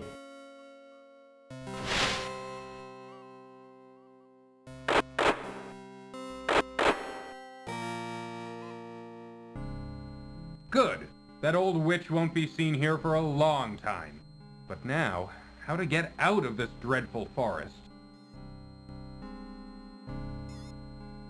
Unseen eyes seem to watch Graham as he stumbles confusedly through the thick maze of the gloomy forest.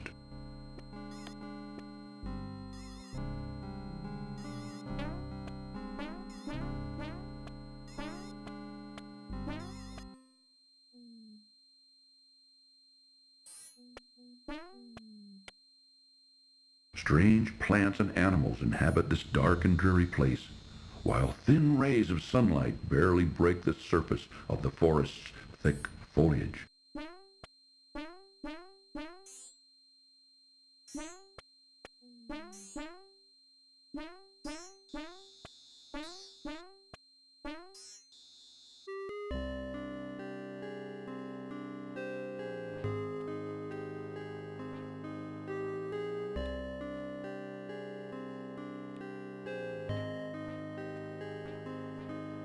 A crude, misshapen structure, which remotely resembles a house, sits forlornly in the center of the gloomy forest. A crevasse spewing hot steam and licks of flames surrounds it. Spitting hot steam and flames, a deep crevasse surrounds the strange little house. A grotesque bridge of rib-like bones crosses the hot crevasse, where a path continues to the front door of the odd little house. A small door fronts the odd structure.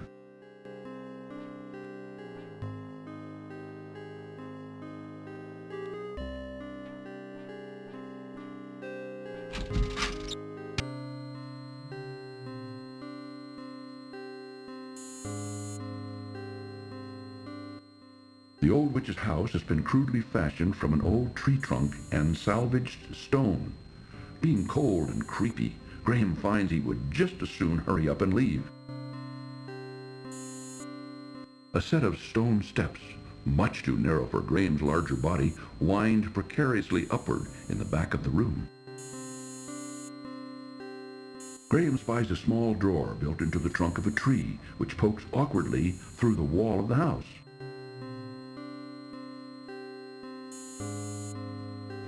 A small leather pouch is tucked away in the drawer. A small leather pouch is tucked away in the drawer. Graham reaches the drawer and removes the leather pouch.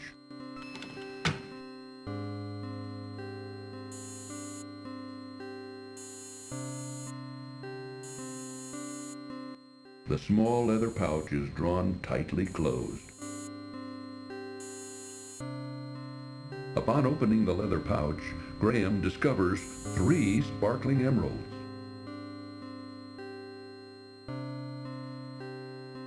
The trio of sparkling emeralds dazzle the eyes.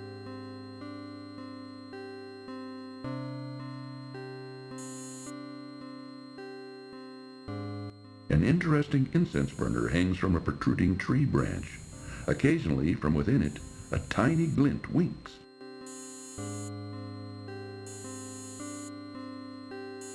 What's this? Why, it's a little key.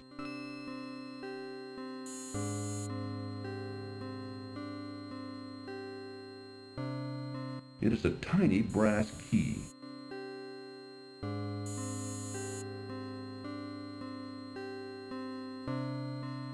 Tucked under a large crack in the wall, which seems to serve as a window, Graham sees an interesting wooden trunk.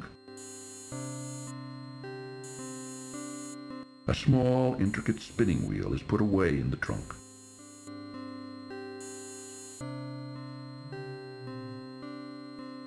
A small, intricate spinning wheel is put away in the trunk. Reaching a hand into the trunk, Graham retrieves the small spinning wheel.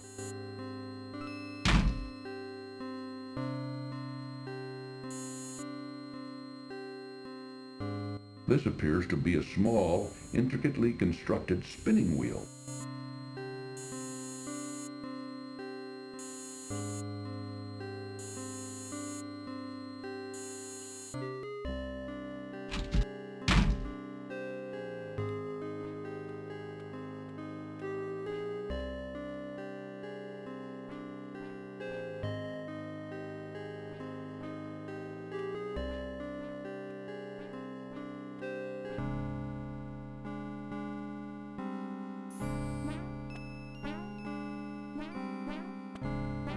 crude little door has been built into the trunk of this large, grotesque tree.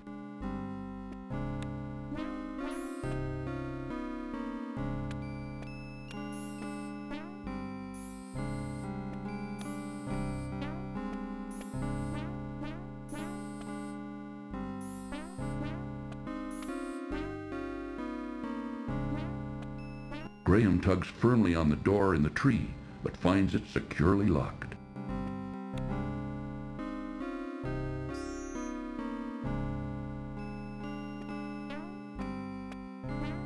Graham finds that the little key fits perfectly in this lock. Graham is charmed to find a little golden heart inside the door of the twisted old tree. Graham is charmed to find a little golden heart inside the door of the twisted old tree. Reaching into the little door of the tree, Graham extracts the little golden heart.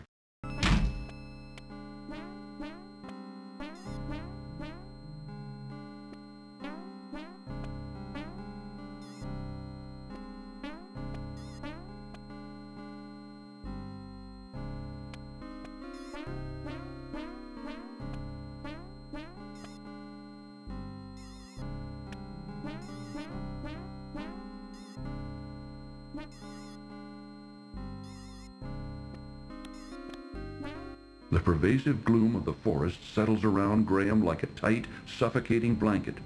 Everywhere he can hear the eerie sounds of strange creatures.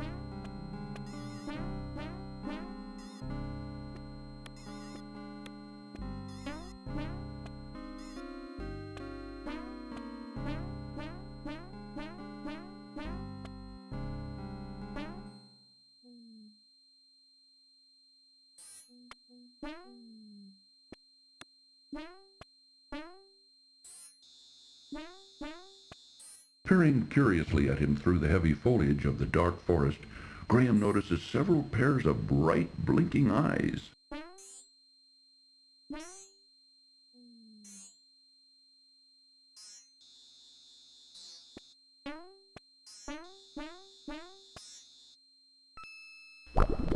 Graham squeezes the honeycomb as hard as he can, which causes the honey to drip out of it onto the ground, creating a sticky little puddle at his feet. Now all that's left of the honeycomb is a piece of beeswax, which Graham puts back in his pocket.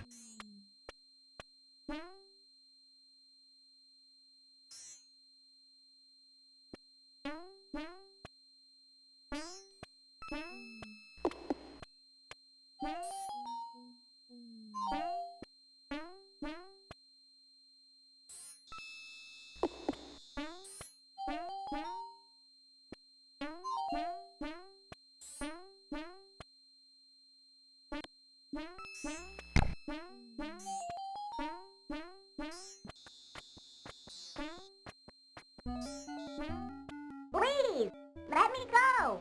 I beg of you. Why should I do that? What will you do for me? I'll show you the way out of the forest, if you let me go. How do I know I can trust you? I give you my word. An elf never breaks his word. Well, it's against my better judgment, but okay. Move over, Rocky. You're in our way. Sorry.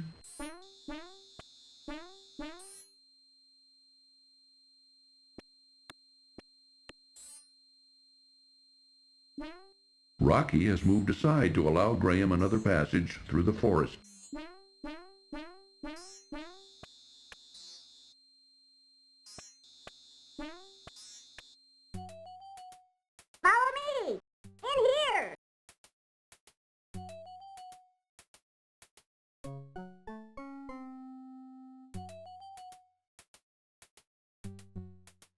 Warning, this cartoon contains material that may be necessary for information or clues to complete this game. Please be sure to check your inventory if you decide to skip.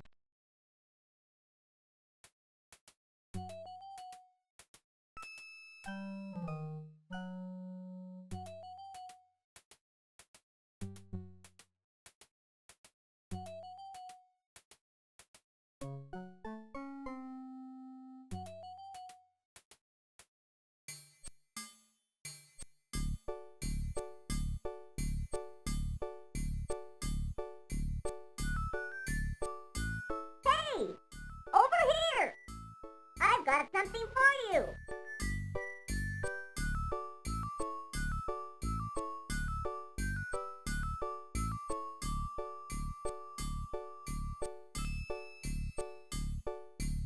I never take anything without giving in return. For your generosity in giving me those exquisite emeralds, I give you my finest pair of shoes. May they help you in your quest.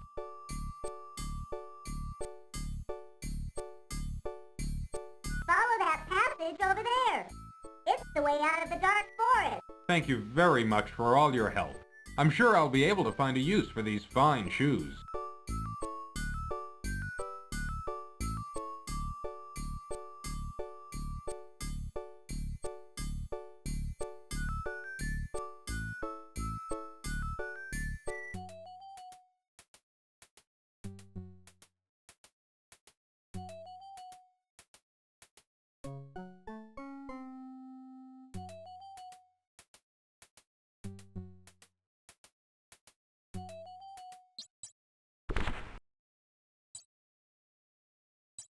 Oh, I'm glad to see you're okay. I was beginning to worry. You were right not to want to venture in that dark forest, Cedric. I thought I'd never get out of there alive.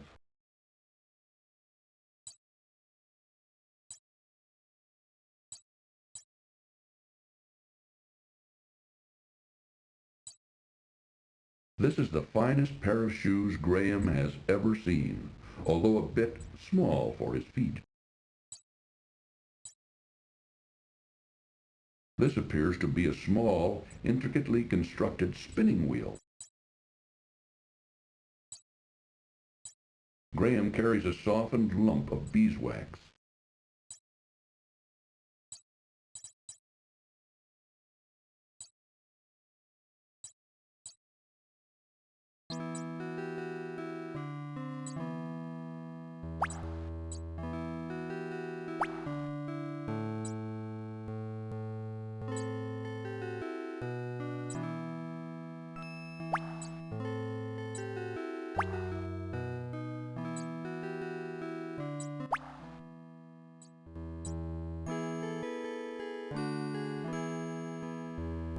I don't need this old thing anymore. Look at me, I'm a princess again. Herbert! Alicia.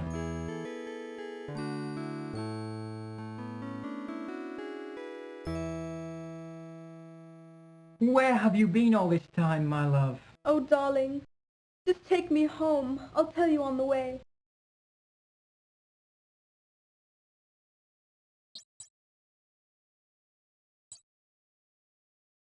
A beautiful harp lies on the ground near the small pond.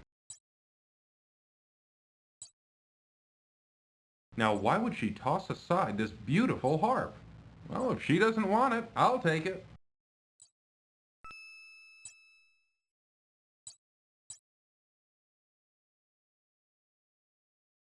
It is a small harp of beautifully carved mahogany.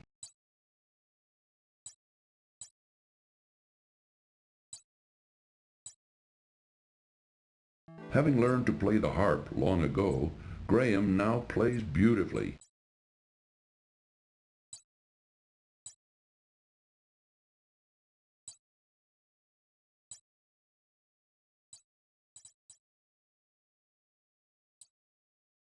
A tambourine lies on the ground near the abandoned gypsy encampment.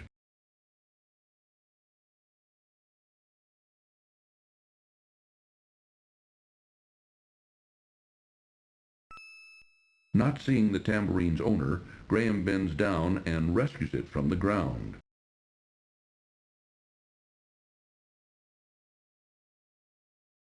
It is an ordinary tambourine.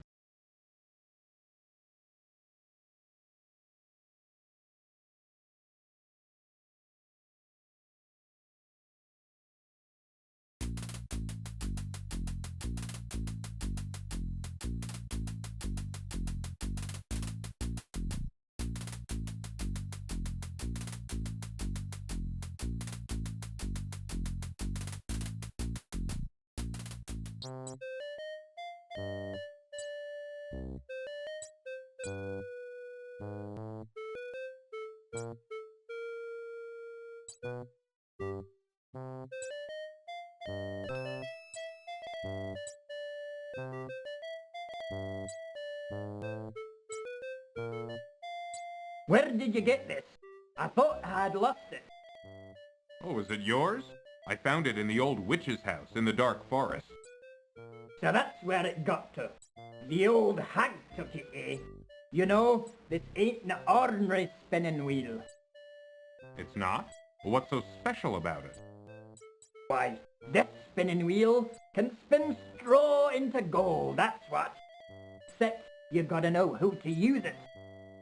I doubt even the witch could figure that out. Thank you for bringing it back to me. Now wait, not so fast. How about that marionette? Don't you think the price of the spinning wheel is worth at least twice that of the puppet? I'd love to have it. Yeah, I guess so. Boy, give that marionette to the man here. I'll make you a new one. Come on, boy. Let's gather up some wood for a new puppet.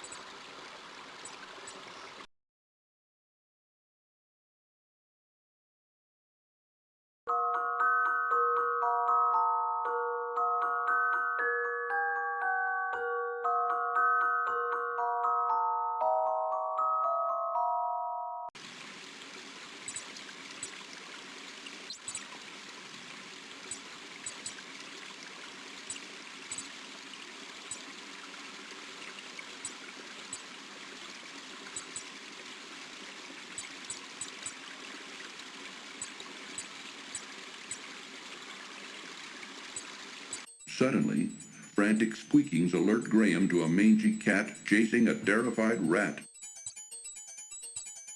Pouncing, the scroungy cat catches a large gray rat in its wicked claws.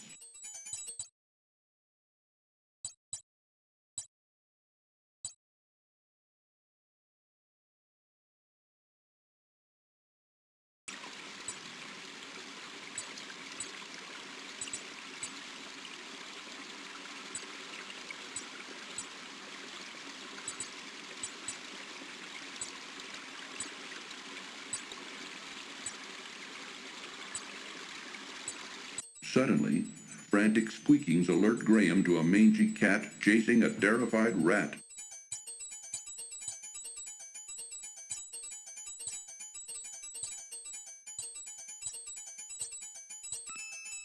Oh, thank you, good sir. You saved my life. My children and I will never forget your kindness. Maybe someday I'll be able to return the favor. Oh, I hear my children calling. Goodbye, until we meet again.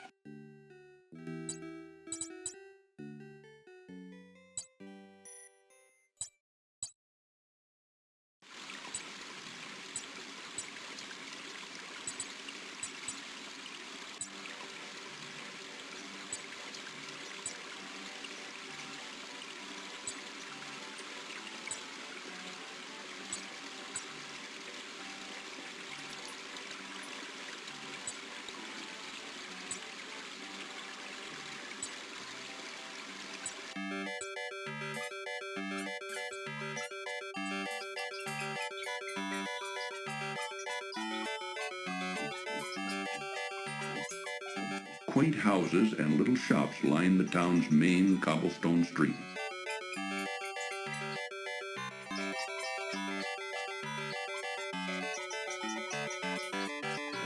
Nearly hidden at the end of the street sits a small shoe shop.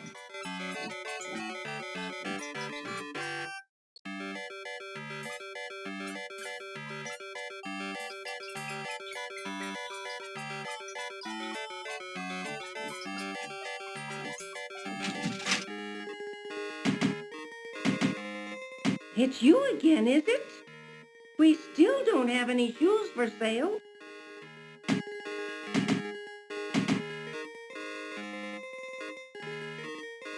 This is the finest pair of shoes Graham has ever seen, although a bit small for his feet.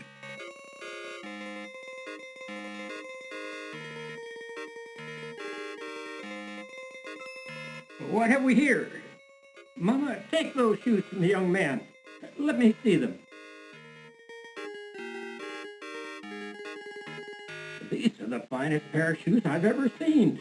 The leather is soft and pliable, yet sturdy. The craftsmanship of these shoes are superb. And Mama, look at the solid gold buckle. Why, I could retire from the sale of these shoes. Then the shoes are yours. I don't think I could find a better use for them. You are a godsend, young man. How can we ever repay you? You don't need to repay me. Just knowing I helped you is enough for me. Well, it ain't much, but it's all I've got to give. Here, take my cobbler's hammer. Perhaps you can find a use for it. Since I'll be retiring, I won't need it anymore. Thanks to you. Why, thank you. A hammer could be very useful on my journey. Take care, young man. We'll never forget this. That's right, son. We'll finally be able to retire in comfort. You'll be in our hearts from now on. Come on, Mama, let's go home. Let's celebrate our good fortune.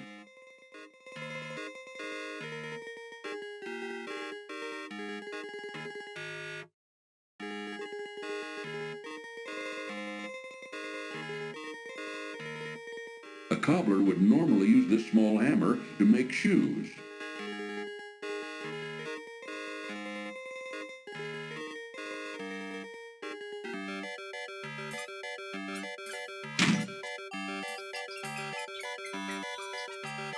A small toy shop fronts the town's cobblestone street.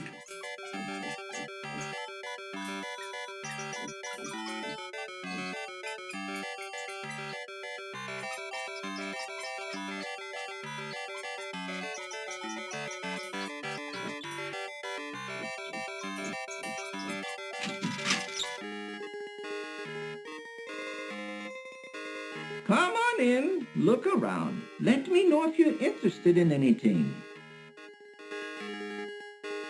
Papa, where did you put those new dog clothes Mama made? Look in the trunk upstairs. I think I put them there. I'll do that.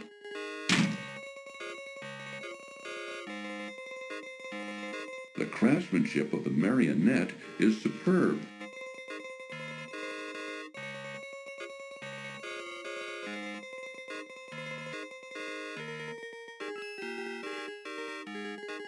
Where did you get this wunderbar marionette? The craftsmanship is excellent. Well, I don't know if you'll believe me or not, but I got it from a little gnome. I must have it. Can I buy it from you? Actually, you may have it if you'll give me the sled in trade. Why, of course. But I must tell you, I think I'm getting the better deal. I can always make another sled, but finding another marionette of this quality... Ich weiß nicht.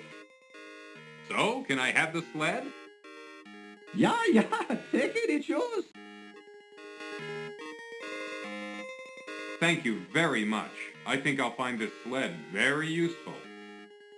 Well, you enjoy it, and danke for the marionette.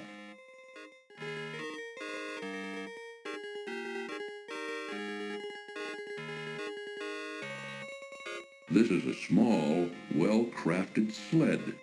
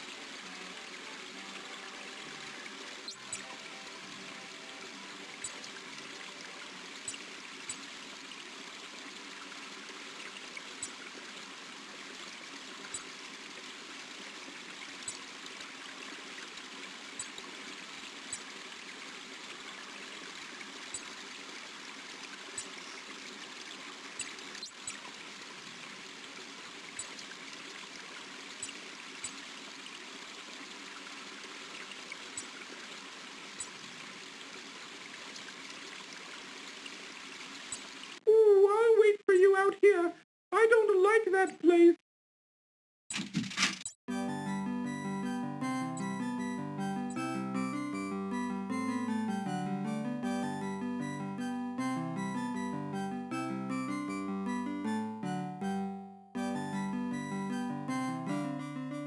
Gentlemen, please excuse me. I didn't mean to interrupt you.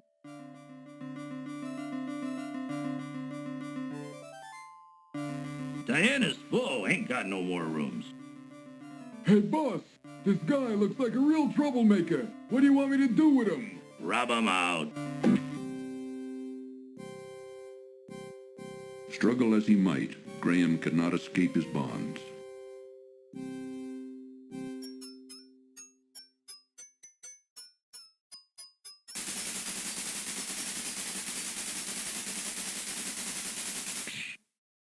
I told you I'd repay your kindness when you saved me from that horrible cat. Good luck, friends.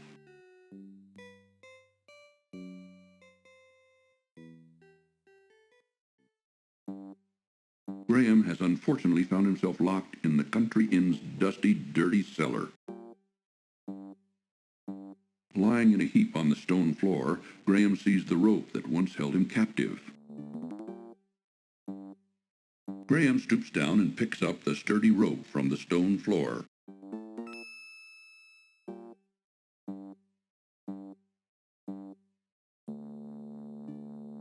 A good strong rope is a handy item to have.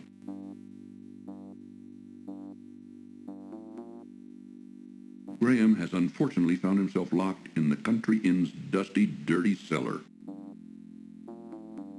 A small set of rickety wooden stairs lead up to the cellar door. A rusty padlock securing the door prevents Graham from leaving the cellar.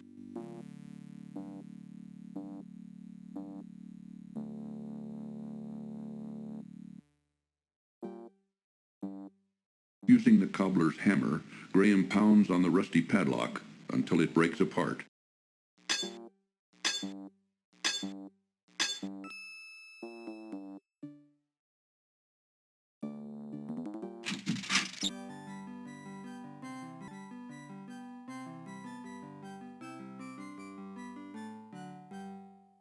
Graham looks around the inn's kitchen and finds it rather sparse and untidy. In the corner of the room, Graham spies a large kitchen cupboard. Inside the cupboard, Graham sees a large, juicy leg of lamb. Reaching into the open cupboard, Graham pulls out the savory leg of lamb.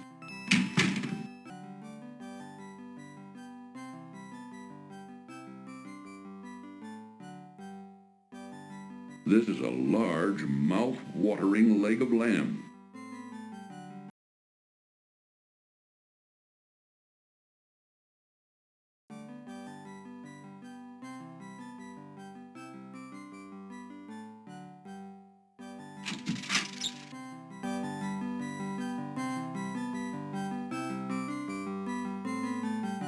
We gotta plan our next job, you guys.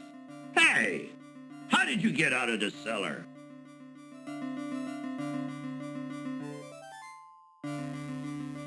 This time, rub 'em out for good. That wasn't a very smart move.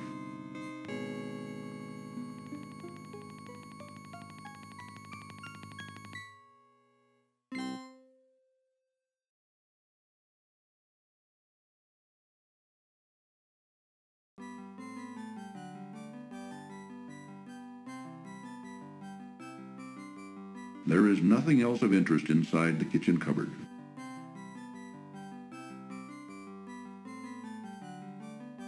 It appears that the door leads outside.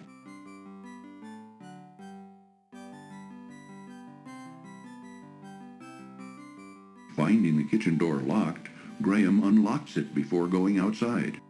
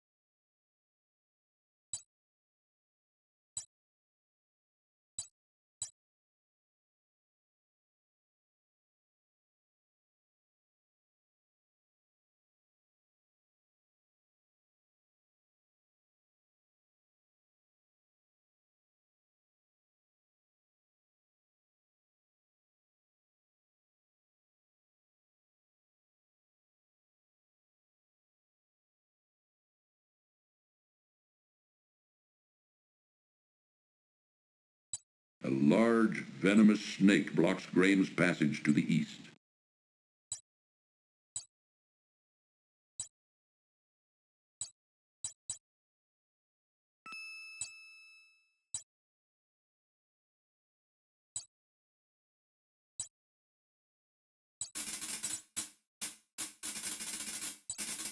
Begone, you slithery varmint!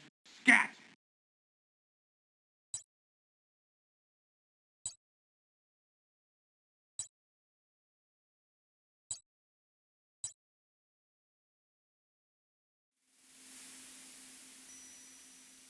A few hours later,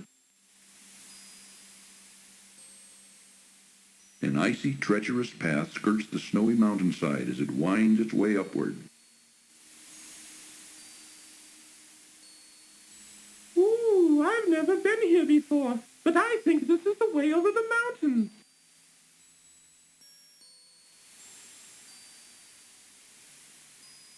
Graham begins to shiver at the sudden drop in temperature.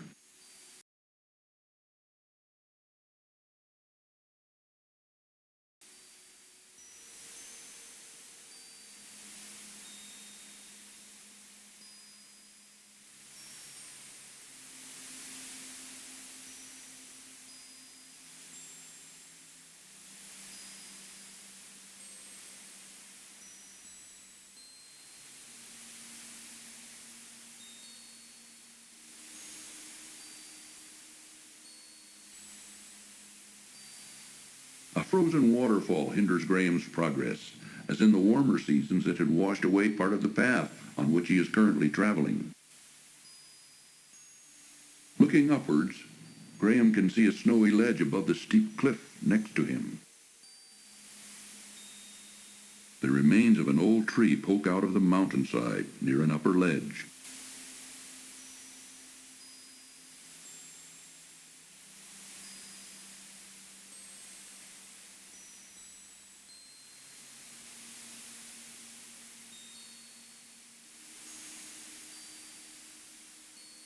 Well, Graham, how does it feel to be a popsicle?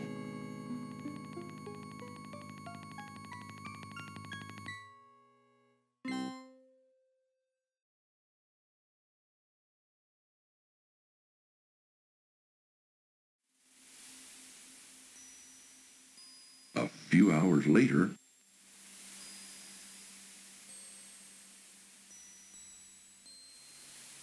Graham begins to shiver at the sudden drop in temperature.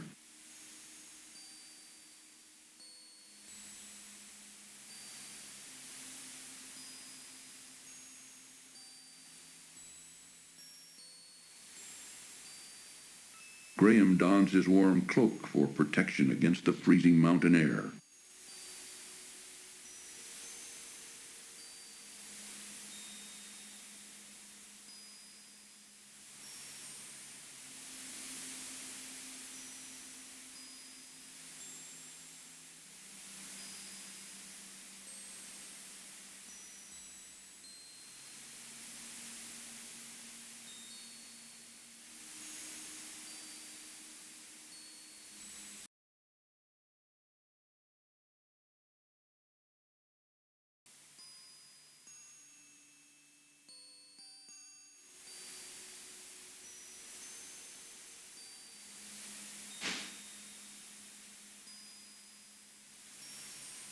The rope dangles precariously from a protruding tree branch. Oh, be careful, Graham! Thanks for playing King's Quest V.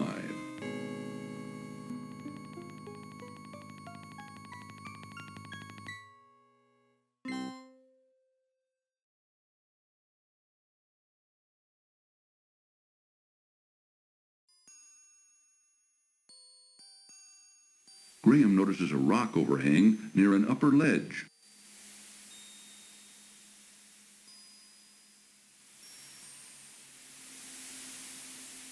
Graham notices his stomach beginning to rumble with hunger from the exertion of the mountain climb.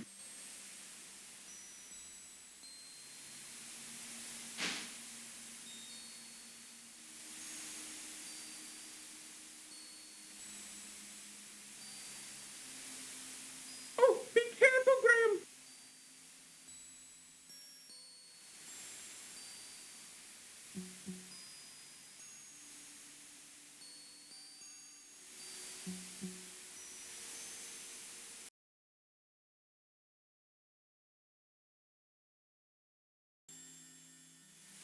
As with the path below, the now frozen waterfall has also washed away parts of this upper trail, which narrowly skirts the mountain edge and then heads off to the east.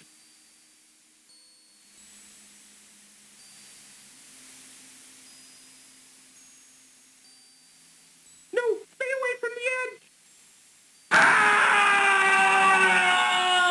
Uh-oh, that last step was a doozy.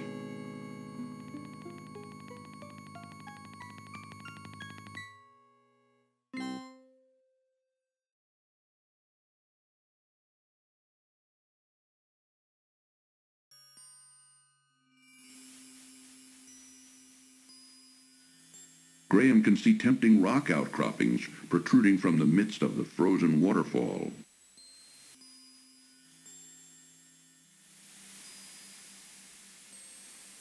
Oh, do be careful, Graham!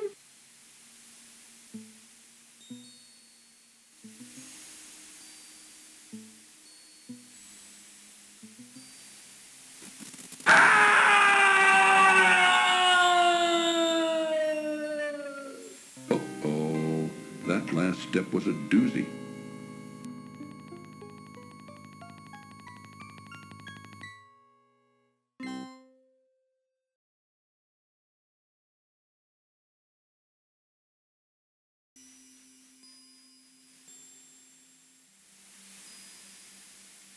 Oh, do be careful, Graham!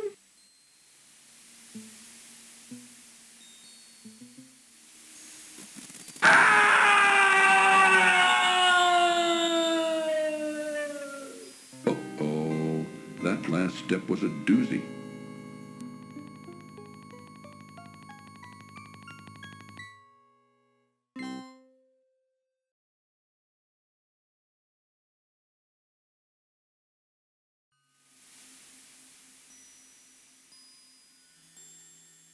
Oh, do be careful, Graham!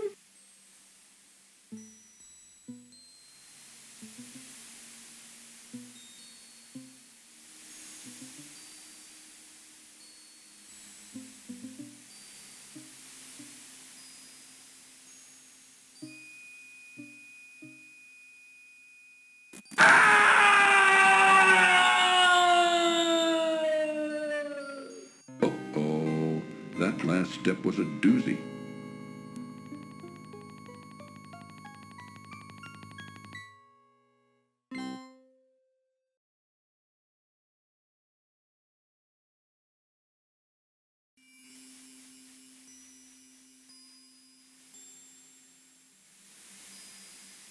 Ooh, do be careful, Graham.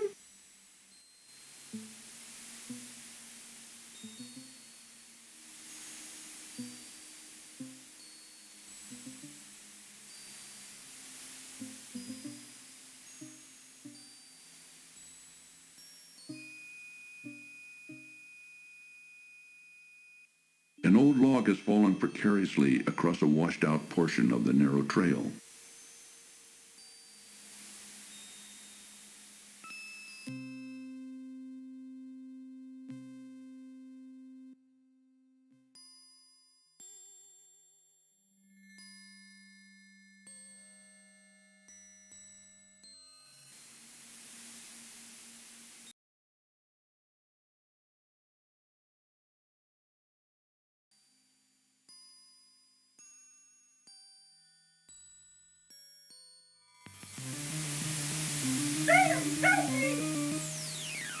Cedric! The snowy path abruptly ends where a gradual slope continues eastward.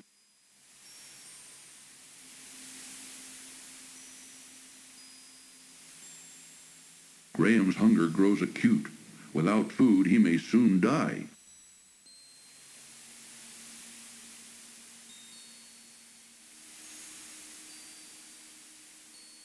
Well, Graham, remember when you turned down that last meal at home?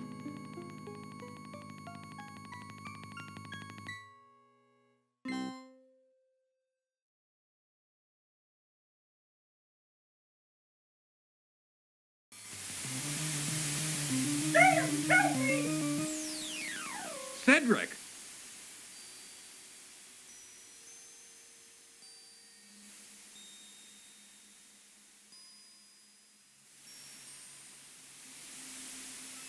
Graham finds the leg of lamb a bit tough, but tasty enough. Filling up quickly, he saves the other half for later.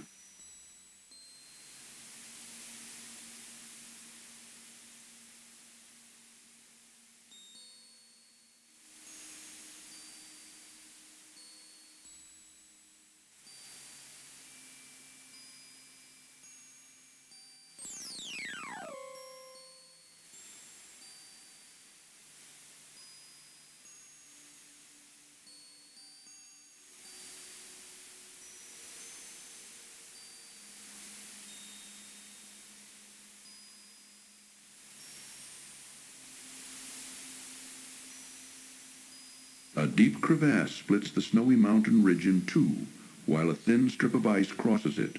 Unfortunately, it looks too wide to jump across.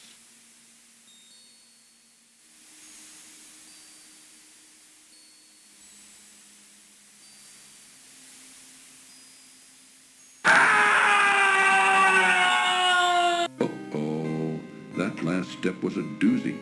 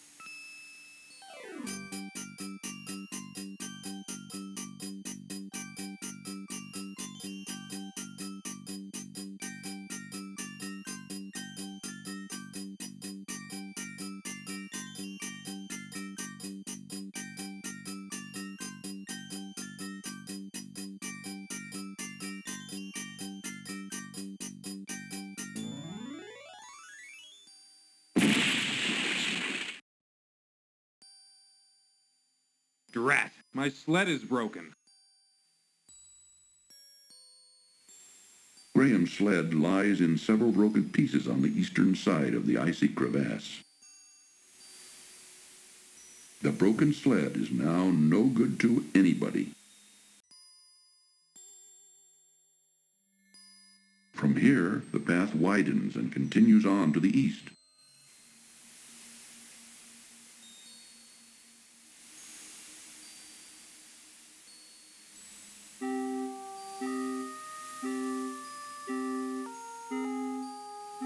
A shivering eagle perches weakly upon a small rock. Despite his own problems, Graham's heart goes out to the poor thing.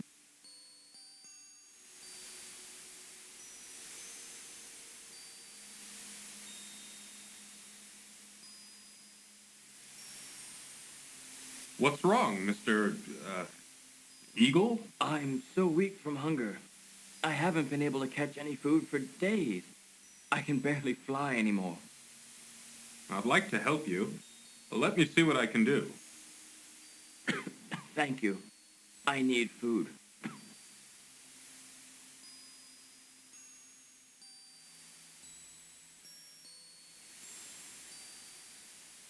Here, take this. Perhaps it will help you.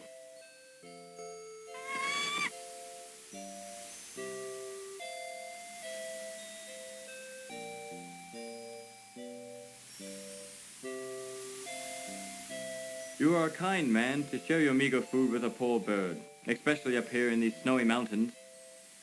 Well, I couldn't just stand there and let you starve to death. What kind of person would I be? You have shown yourself to be a kind, compassionate man, and I will not forget what you did for me. Goodbye, dear friend.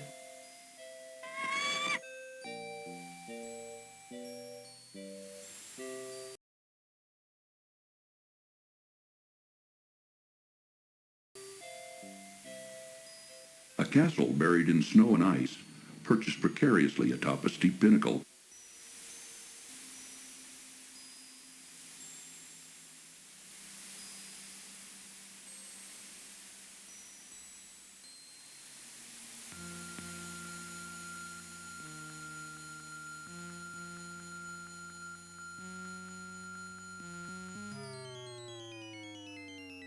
I am Queen Icebella, and you have entered my domain now.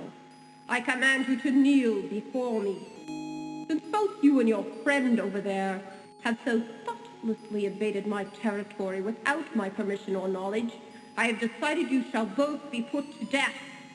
Take him away, my pet.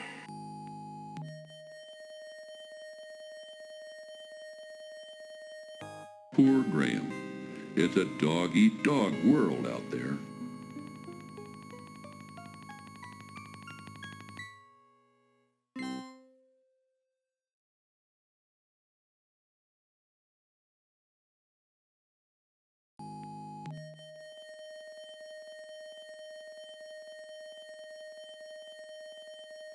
Warning, this cartoon contains material that may be necessary for information or clues to complete this game.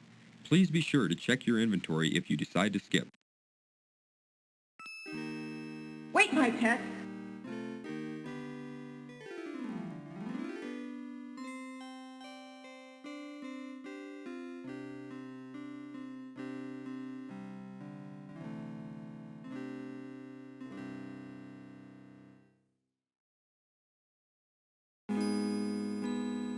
That was very lovely music. I've never heard anything quite that beautiful before. I think I felt my heart melting. Just a little bit. Just enough, that is, to allow you a chance for your freedom. A vicious Yeti has entered the area and taken up residence in my prized crystal cave. So far, I have been unable to extricate him from either the cave or my territory. If you can rid me of the Yeti, I will release both you and your owl friend, and you two can continue on your journey unhindered. You may rise now. I wish you luck in defeating the Yeti. If you succeed, you will have my undying gratitude. Go with him, Sir Grey Wolf. Show him the way to the Crystal Cave. You may go now. Sir Grey Wolf will lead the way.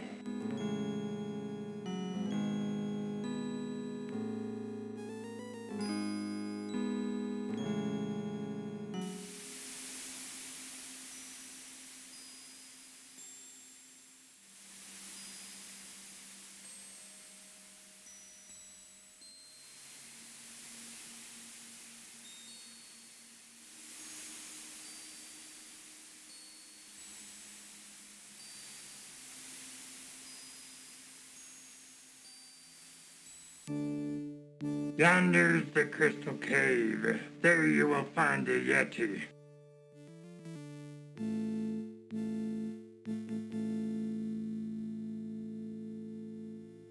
Sir Wolf, I don't know how you expect me to conquer a Yeti. Why, he's got to be at least twice as big as me, and much, much more powerful. What do you expect me to do? That is your problem, not mine. It has been decreed by Queen Icebella, and I must carry out her wishes. Now, no more talking. Go to the crystal cave.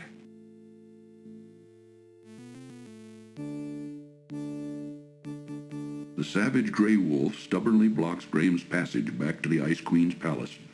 Graham's only option is to go toward a distant cave, where the dreaded Yeti can be found.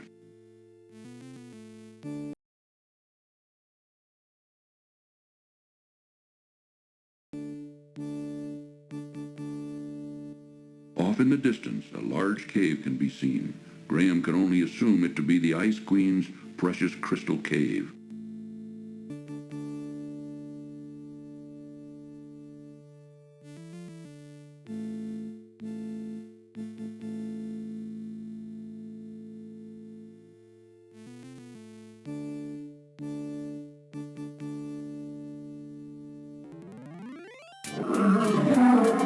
The Yeti! Run, Graham!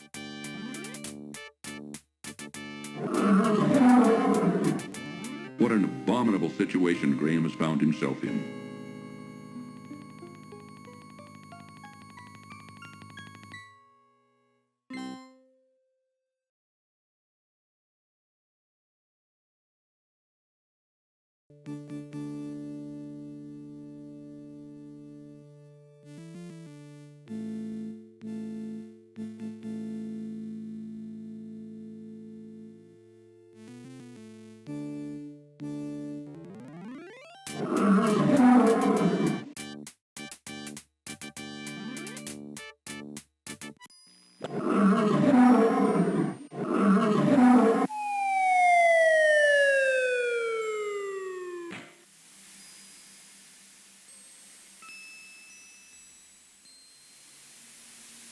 Through the yawning entrance of the cave, Graham can see many beautiful crystals sparkling and flashing from within.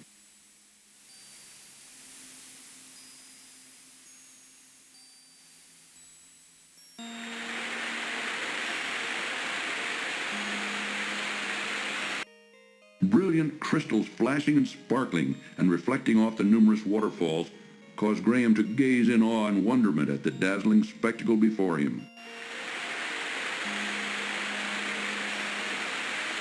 One particularly brilliant crystal catches Graham's attention among all the other glittering crystals in the cave.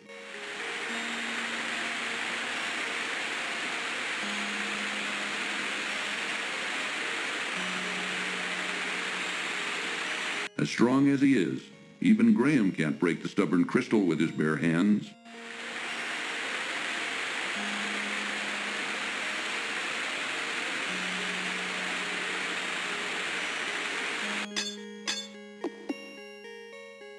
So very gently, Graham hits the beautiful crystal several times with his hammer until it breaks loose in one piece.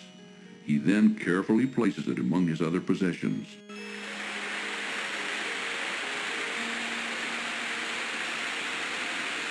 The brilliant crystal shard feels smooth in Graham's hands.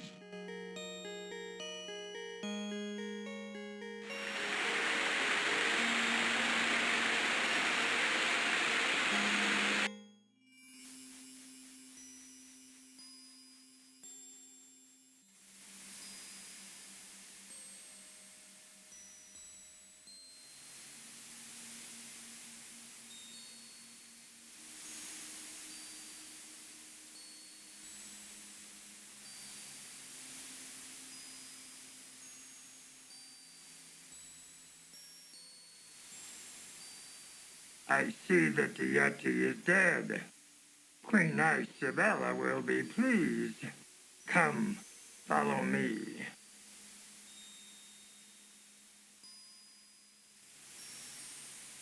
Warning, This cartoon contains material that may be necessary for information or clues to complete this game.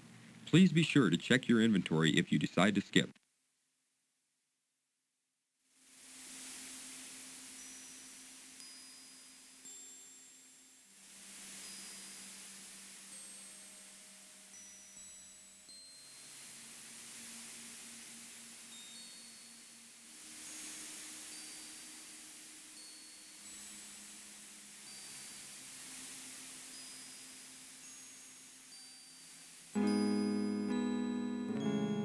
Ah, good.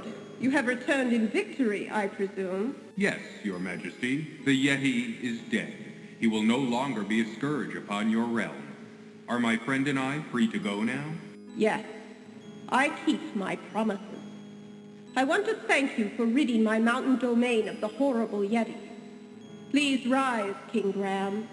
Yes, I know who you are, and I have been informed of your quest. I do wish you luck against the wizard Mordack.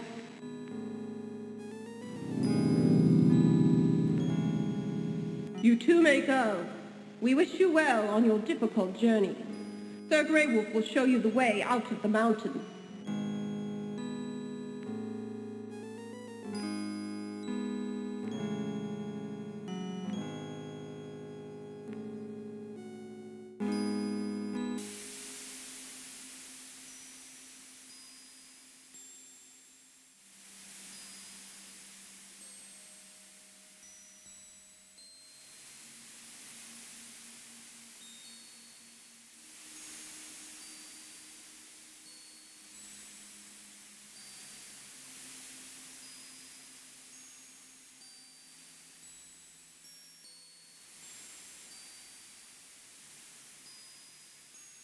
Graham's duties done, the large gray wolf now sits in silence, blocking the passage back to the Ice Queen's palace. The savage gray wolf stubbornly blocks Graham's passage back to the Ice Queen's palace.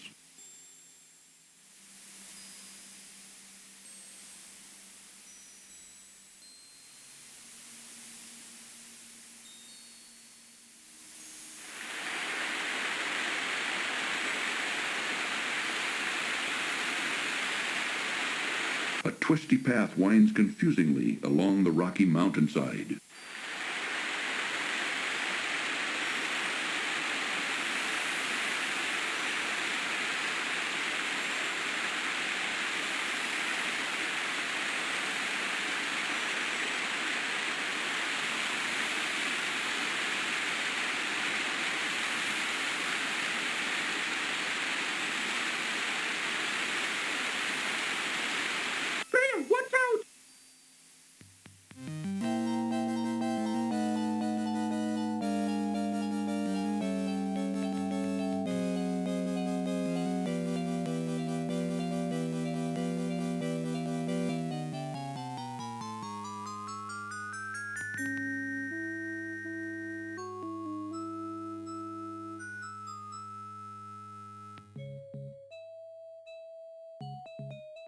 Graham can see a glittering gold locket lying among the leaves and sticks of the rock's nest. Graham rescues a lovely golden locket from the leafy clutches of the rock's nest.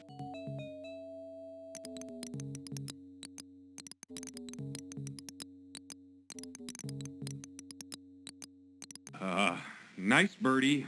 Good birdie. Gucci Gucci Goo. Hang on, I'll get you out of this.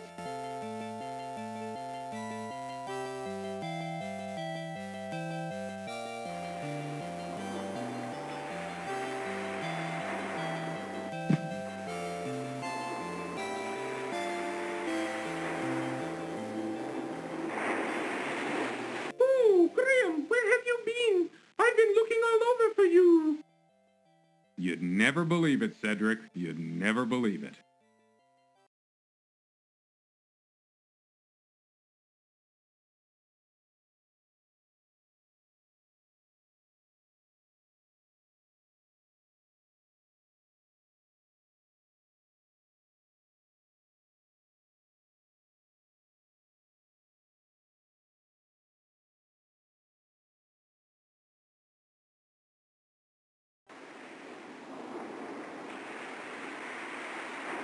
A short path starting from a ledge halfway up the cliffside winds snake-like down to a narrow beach. A narrow strand of beach skirts the bottom of the steep cliffs, while the cold water of the ocean seems to cunningly steal what little is left. Graham notices a rusty iron bar lying on the sand near the bottom of the windy path.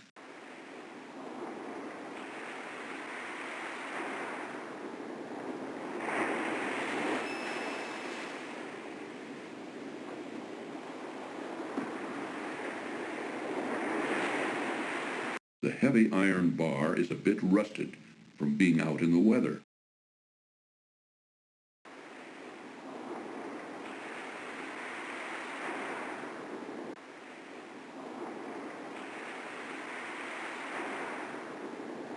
The ocean's cold water seems to lap hungrily toward the small ship house built against the steep cliffs of the narrow beach. A makeshift house fashioned from the bow of a wrecked ship occupies the south end of a small narrow beach.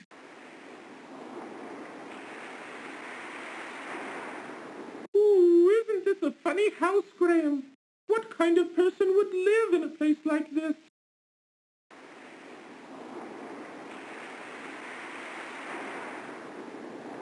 A crude door has been built into the front of the unusual house.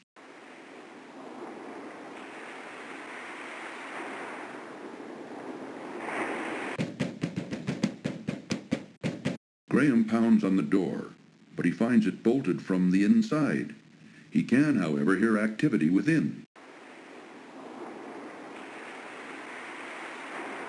Graham notices the ship's bell hanging near the door of the house.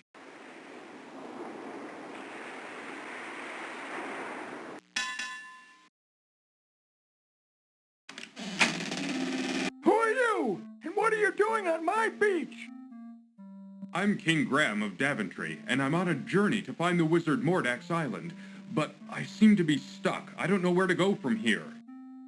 Hey, what's that you say?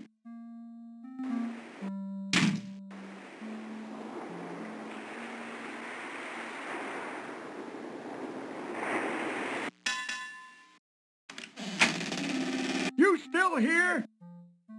Please help me. I need your help. I can't hear you.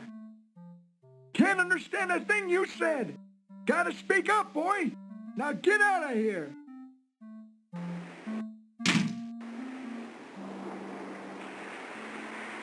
Cedric is too busy looking around and doesn't seem to be paying any attention to Graham at the moment.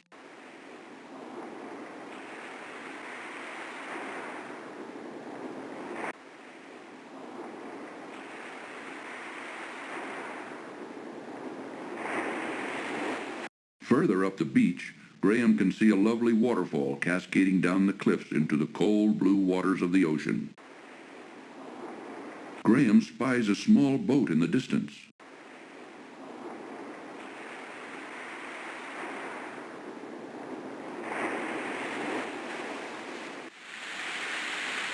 Look, Graham, there's a boat here. Maybe we can use it.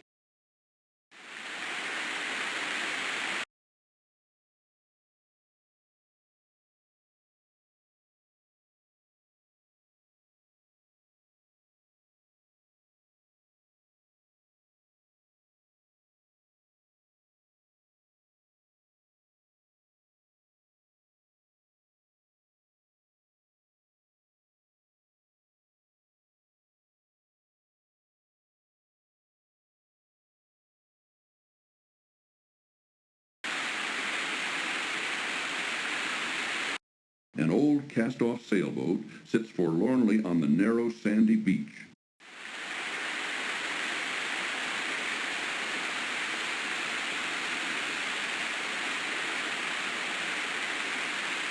Come on, Cedric, get in the boat. Aye, aye, Captain. Watch out, there's a hole in the boat. Help! Help! Thanks for playing King's Quest 5.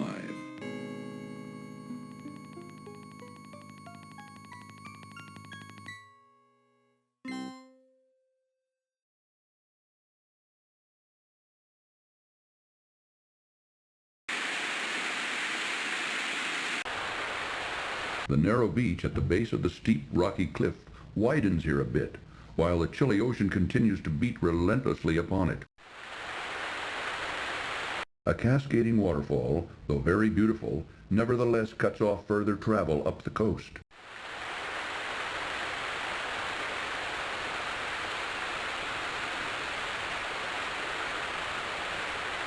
Oh no, the water is too cold for swimming. Help! Help!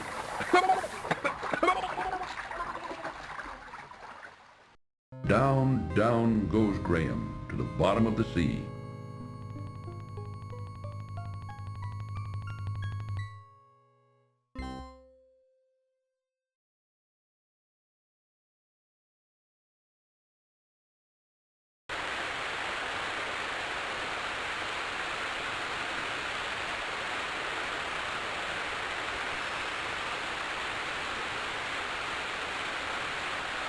Firmly, Graham wedges the softened piece of beeswax into the small hole in the boat's hull.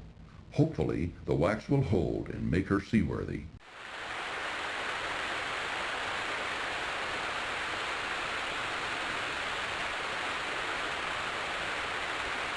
Come on, Cedric, get in the boat.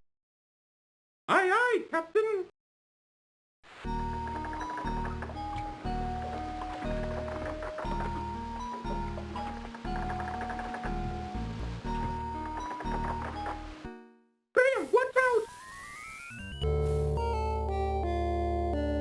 That was a nasty sea creature.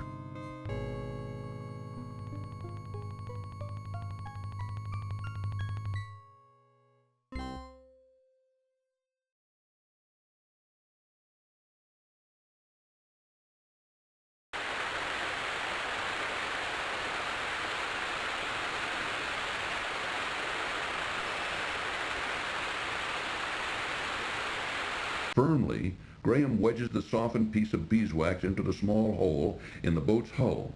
Hopefully, the wax will hold and make her seaworthy.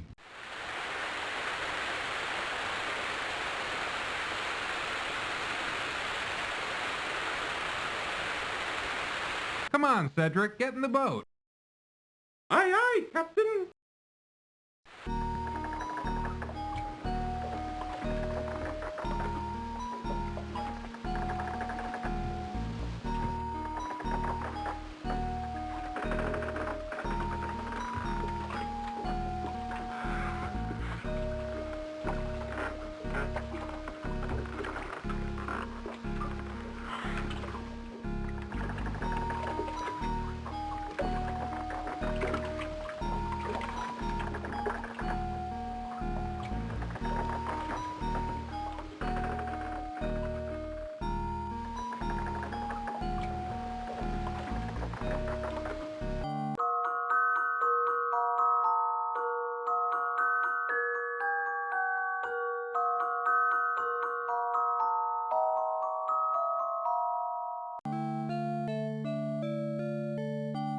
Look, Graham. Ooh, an island. Perhaps we should explore it.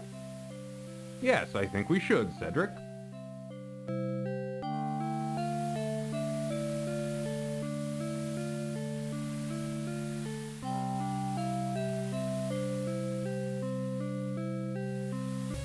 Ooh, Graham, I don't like the looks of this.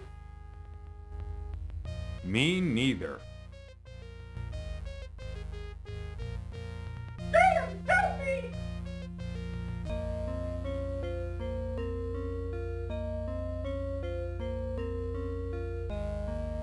Where'd you find him, Manada? We found him on the beach. Isn't he luscious? I don't know. He doesn't look like my type. What do you think, Krulina?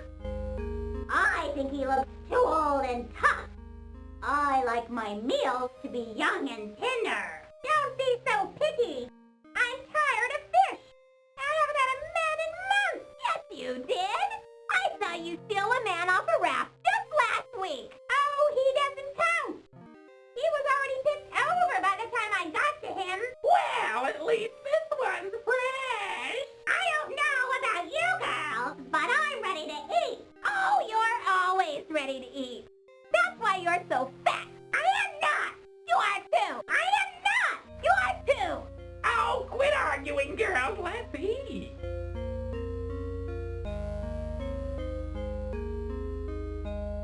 hate to harp on the subject, but Graham was no match for the vicious Harpies.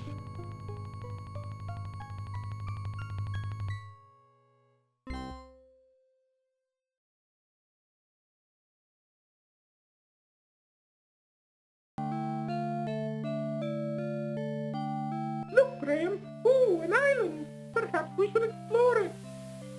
Yes, I think we should, Cedric.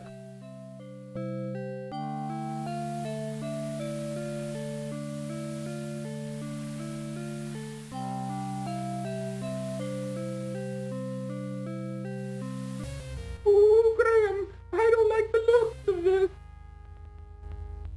Me neither. Graham, help me!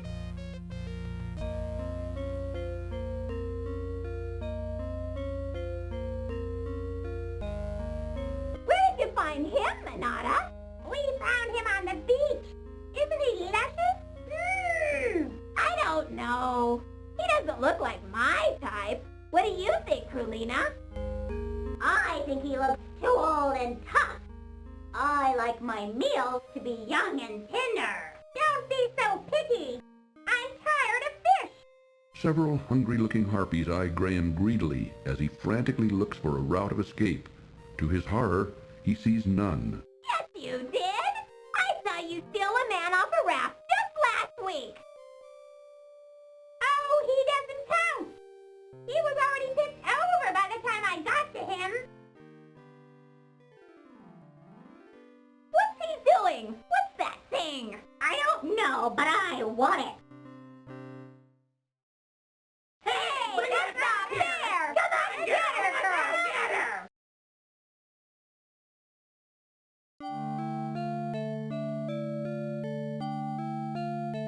The sandy path ends at two narrow ledges overhanging the craggy island.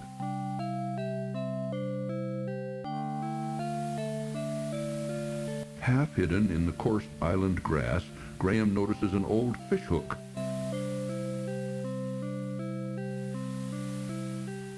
Graham quickly bends down and rescues the fishhook from the ground.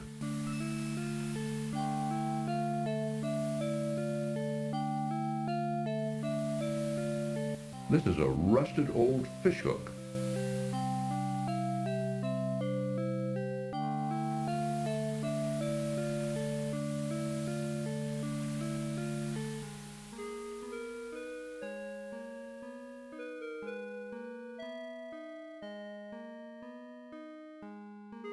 From the nearby beach, a sandy path continues upward to a high point of the craggy island.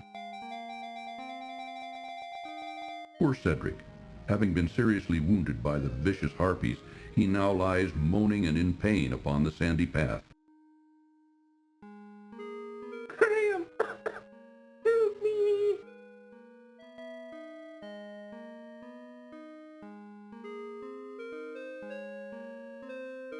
Cedric, where do you hurt?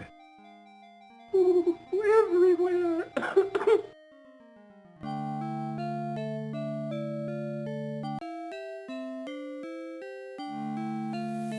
From the nearby beach, a sandy path continues upward to a high point of the craggy island.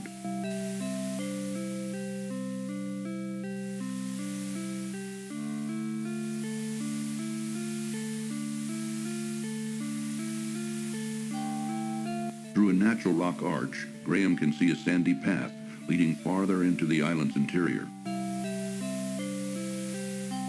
Graham notices a large conch shell lying delicately upon the sandy beach.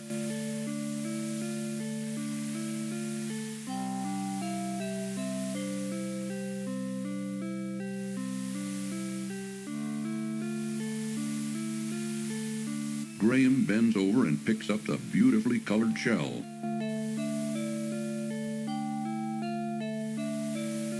The small sailboat seems to wait faithfully for Graham.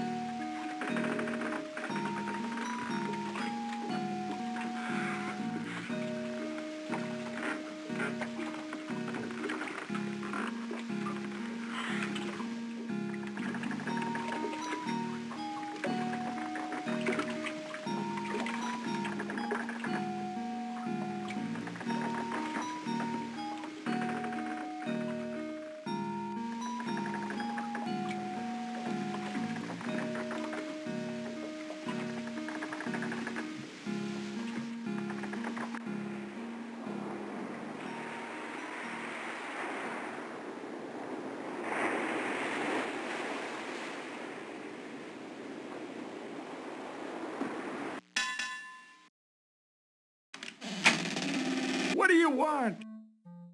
I just need some information. What's that you say?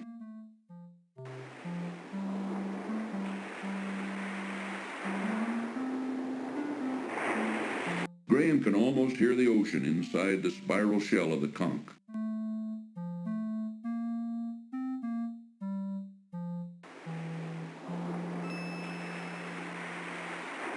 What's this? Now what were you wanting? My owl friend is hurt. He was wounded by the Harpies. Wounded by the Harpies, did you say? We'll bring him on into the house. I'll fix him right up. Good as new.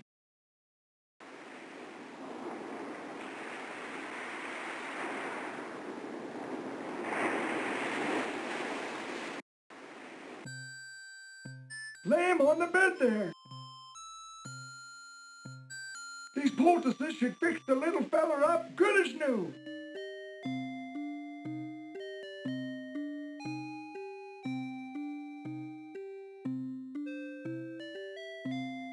Ooh, I'm feeling better already. Tell me, what was in those poultices? My employer would be very interested in them. Hey, what was that? I said, what was in those poultices? My employer would be interested in them.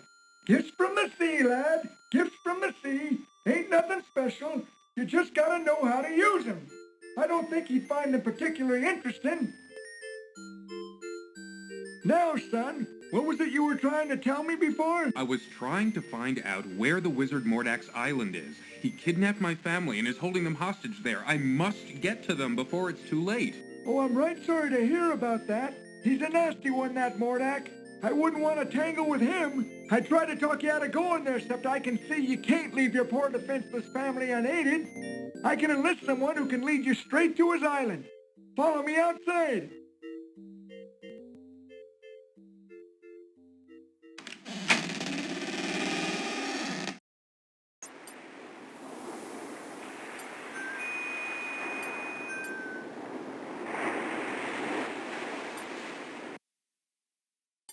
Pearl, this man needs your help. He needs you to lead him to Mordack's Island. It's a real emergency. Mordack's holding his family hostage. Pearl can't speak human talk, but she's agreed to help you. Just get on into your boat and follow her. Cedric and I want to thank you for all your help, Mr. Don't worry about who I am. You just get on over to that there island and take care of your family. Aye, aye, sir. We're off. Come on, Cedric.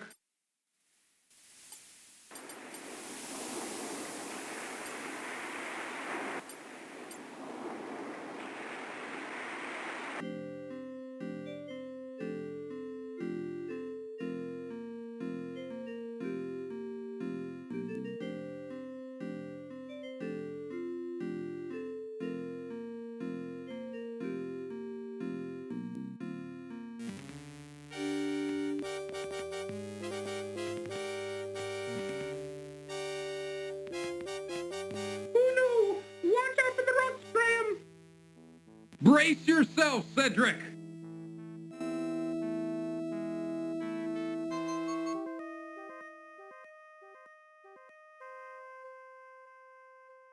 Help me, I'm caught! Oh, help! Are you all right, Cedric? Well, let me see. Oh, I'm fine, Graham. Just a bit ruffled is all.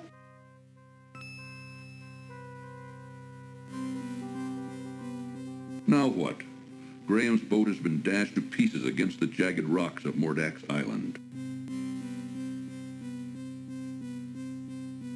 A dead fish lies on the sand beach at the foot of the rocky stairs. Ugh, a dead fish. Oh, maybe I can use it.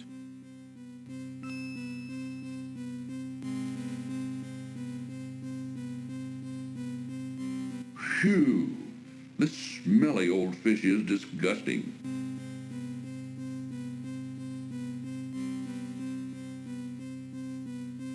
A crude set of stairs has been carved into the rocky cliffs of Mordack's Island. Above them, a narrow, winding trail leads on up to his castle.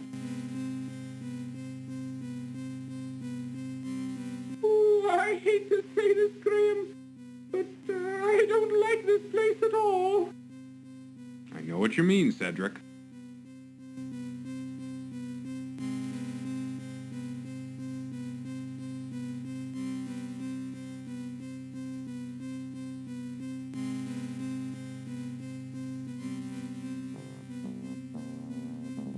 Ooh, I don't like this place. It's creepy.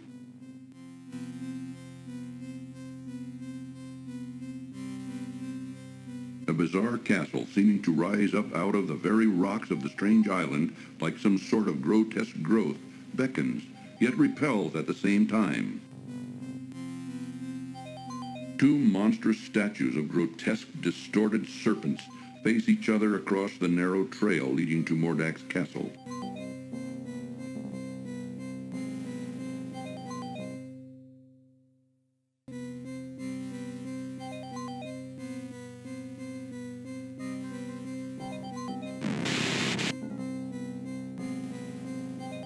Too bad.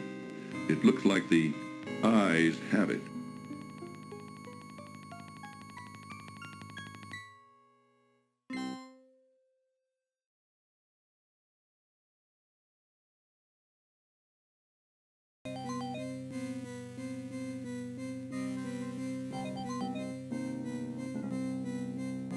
The brilliant crystal shard feels smooth in Graham's hands.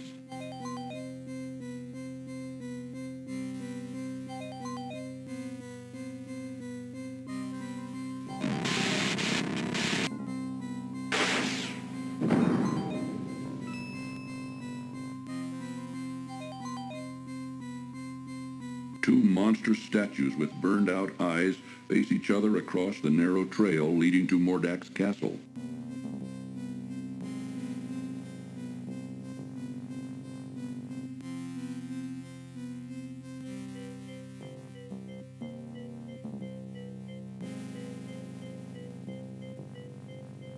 Well, it looks like there's no way in. Let's turn back. Come on, Cedric!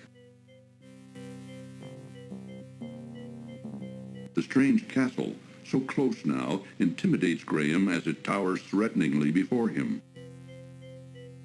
A wide chasm separates the narrow trail from the castle's massive front gate. Graham ponders the situation, but can't find a way to solve it.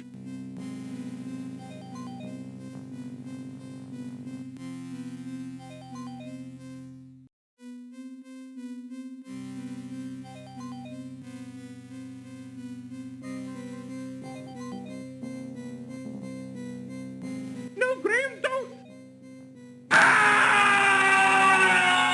Uh-oh, that last step was a doozy.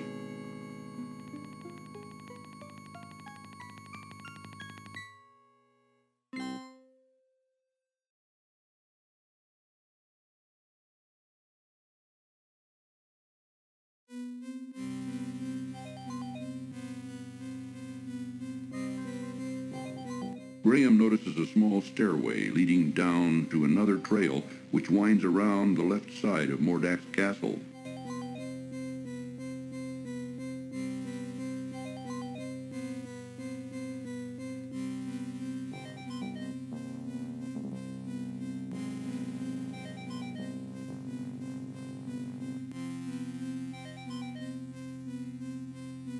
See?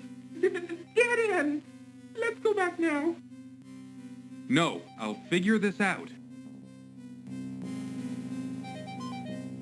The twisted and deformed shapes of the island's rocks seem to grow up out of the very earth like strange weeds. Having other things on his mind, Cedric doesn't appear to be in the mood to talk right now. Graham notices a rusted grate embedded into a stone platform next to Mordack's castle.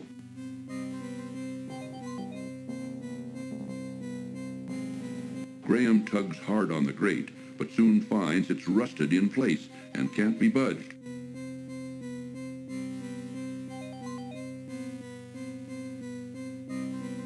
The heavy iron bar is a bit rusted from being out in the weather.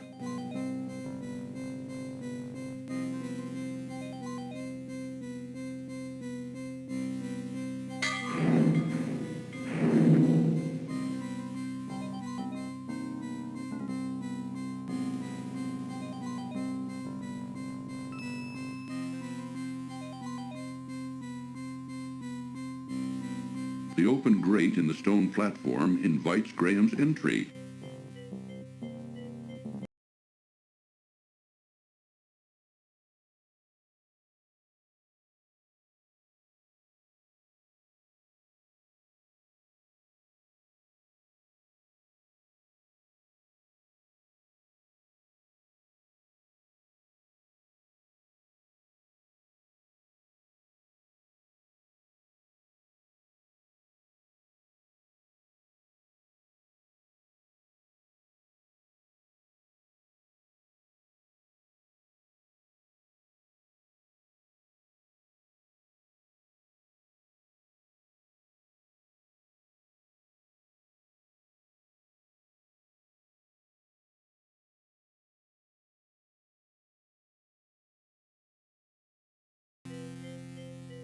Oh, you're crazy to go down into that dark hole. You don't know what's down there. Well, do you have any better ideas? No, mind if I wait for you here? No, that's a good idea, Cedric. You be the lookout out here. Yes. I'll be the lookout. Be careful, Graham.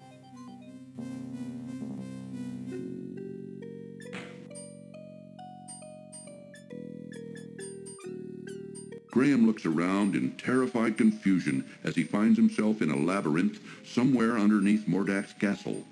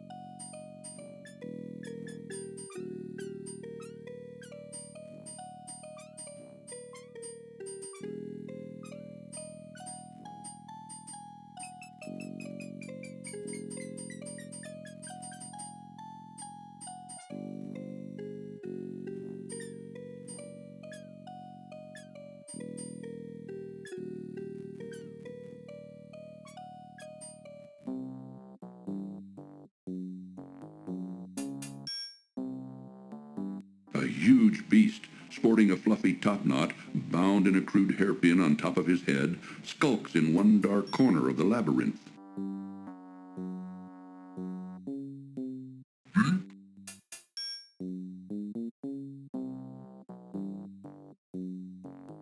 Graham should watch his step around this ugly beast.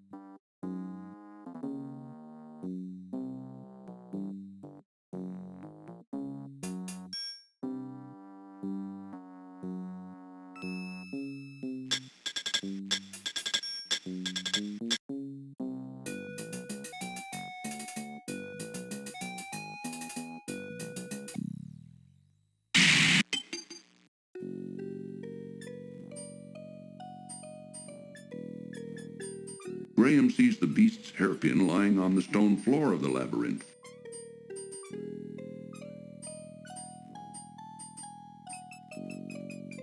Graham reaches down and grabs the hairpin off the labyrinth floor.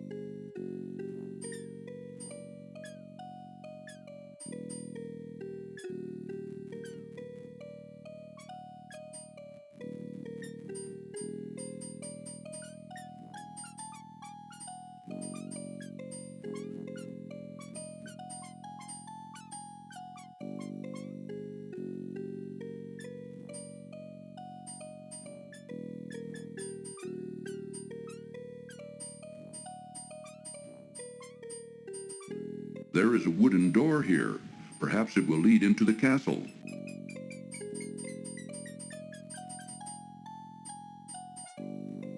Graham tries to open the wooden door, but to no avail as it's securely locked.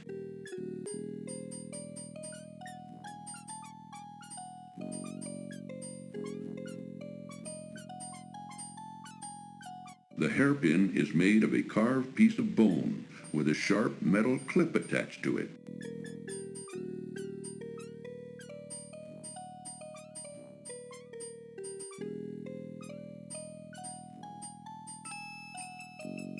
Graham inserts the hairpin into the door's large keyhole and discovers, to his amazement, that it fits perfectly. Turning it ever so gently, he soon hears a soft click, and the door is unlocked.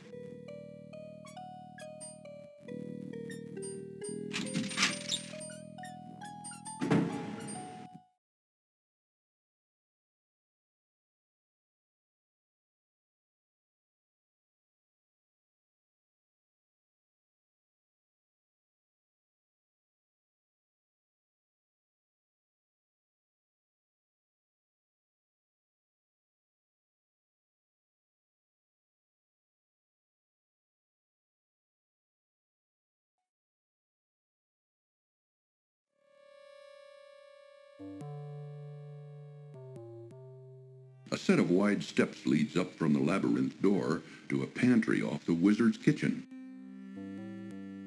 Graham scans the various items lining the open shelves, but doesn't see anything of interest. A closed cupboard in the corner of the pantry catches Graham's interest.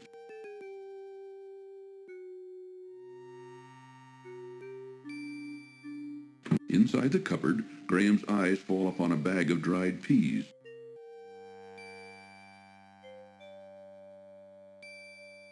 Graham's eyes fall on a bag of dried peas in the open cupboard.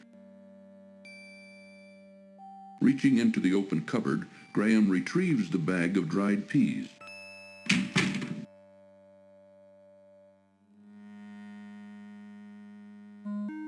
The bag is full of round, dried peas.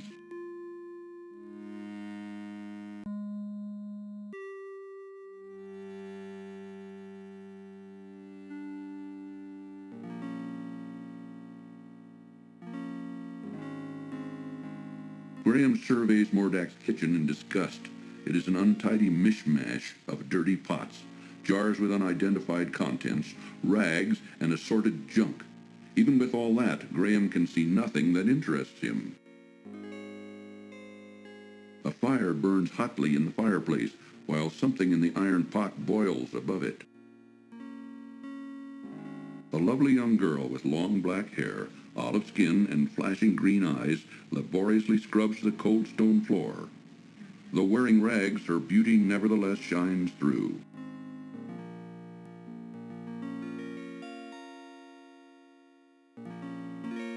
Don't come near me! Leave me alone! I would never hurt you. I'd like to help you. I don't believe you! You're probably one of them! I'm not. Believe me. Just go away! Please! I don't want to talk to you anymore!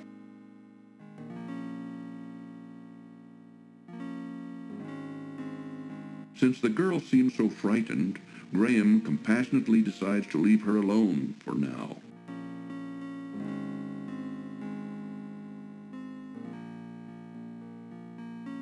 It is a lovely golden locket on a delicate chain.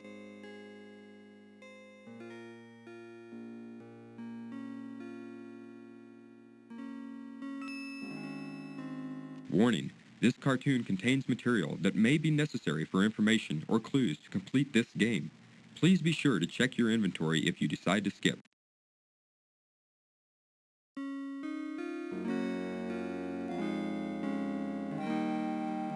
Wherever did you find my gold locket? I thought it was gone for good. I lost it on the island just after I was brought here by Mordack. You wouldn't believe me even if I told you. But tell me, who are you, and how did you come to be here? My name is Princess Casima, from the Kingdom of the Green Isles. My father, the king, employs a horrible wazir who befriended Mordack. When Mordack saw me, he immediately wished to marry me and bring me here. Naturally, I refused, and my father agreed with me.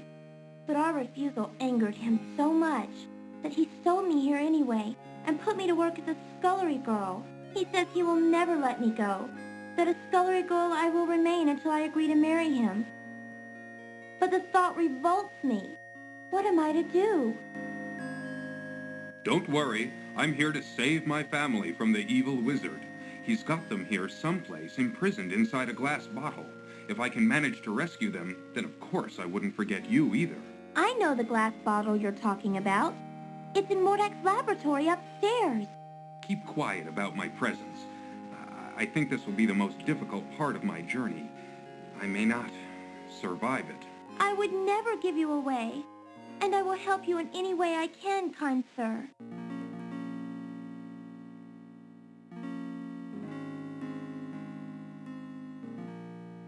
By the way, who are you? I'm King Graham of Daventry. I think I know where that is. It's very far from my home, though. Don't worry. Somehow, I'll get you home again. But first, I've got to save my family. Yes, well, I'll stand by you, King Graham. I'll help if I can. Thanks. I may need it. Well, I'd better get back to work. And you should keep out of sight. Aye, aye, milady. While Princess Cassima busily scrubs the kitchen floor, Graham tries to figure out what to do next.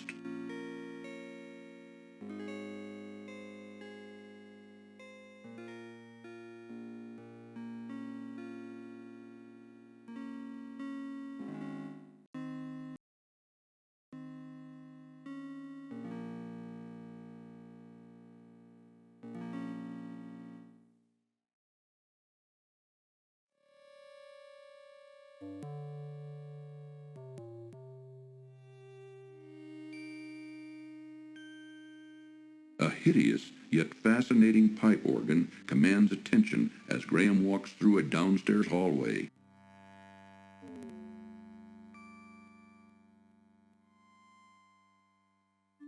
Graham watches in horrified fascination as the grotesque organ begins to magically play an eerie tune, all by itself.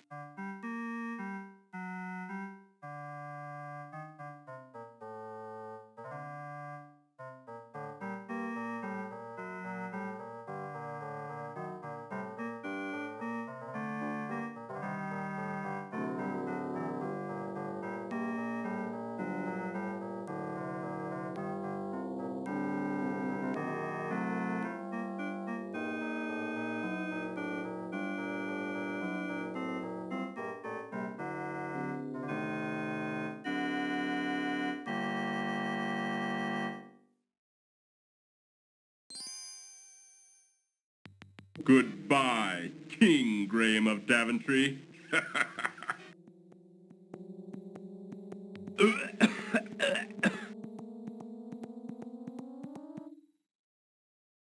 Poor Graham.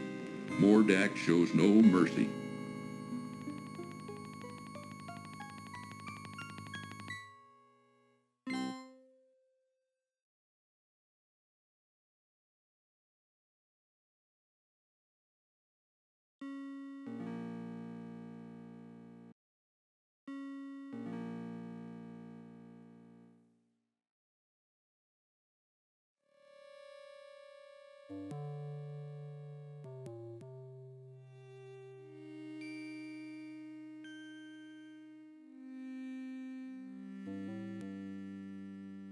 A massive dining table has been placed before a large, ornate fireplace.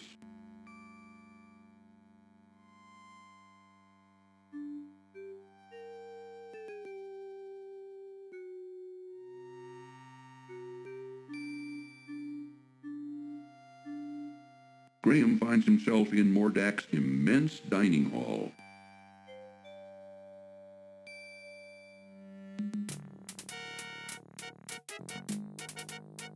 A large beast rushes toward Graham with hatred in its red-rimmed eyes.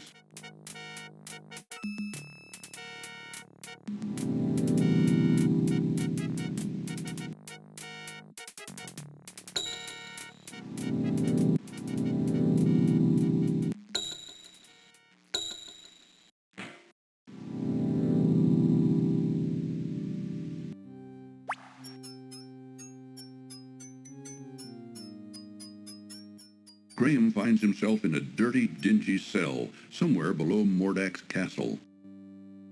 Above him, Graham can see a damp, rusty grate leading to who knows where. Water, dripping down strands of slimy vegetation hanging from the ceiling, forms a small pool on the cell's cold stone floor. Graham finds that his hand is too large to reach very far into the small mouse hole. Graham can see a small, moldy piece of cheese just inside the mouse hole.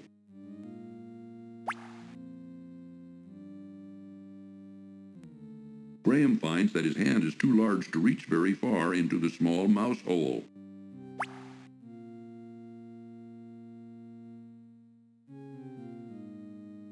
There, got it. The fishhook did the trick in retrieving the piece of cheese from the mouse hole.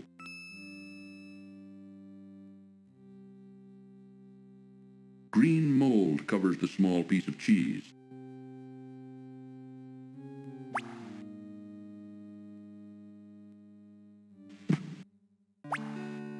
Hello. What? Oh, Princess Casima, where did you come from? From the Labyrinth.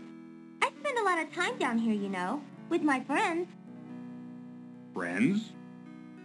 Yes, like Zink and Sam. I don't know if you ever saw Sam or not. Anyway, I found this loose stone once that led here, to this cell. Now come on, you'd better get out of here.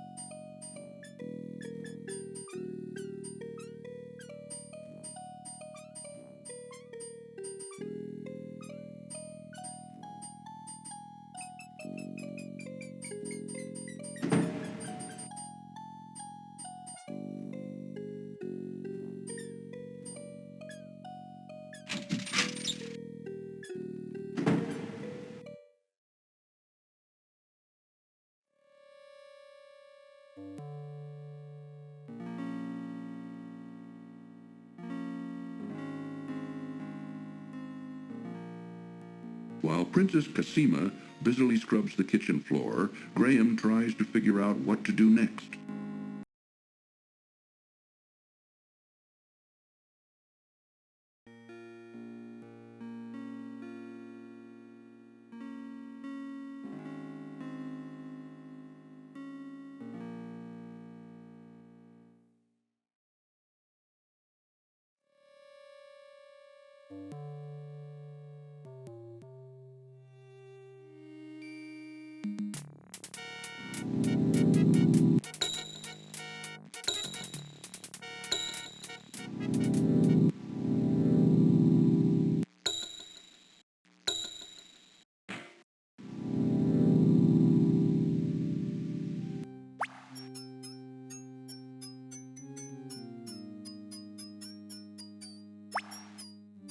Graham can see a tiny mouse hole in one wall of the dreary cell.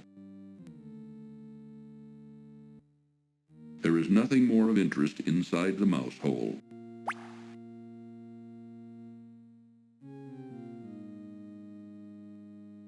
It looks like someone recently replaced and mortared the loose stone. The stone can't be budged anymore.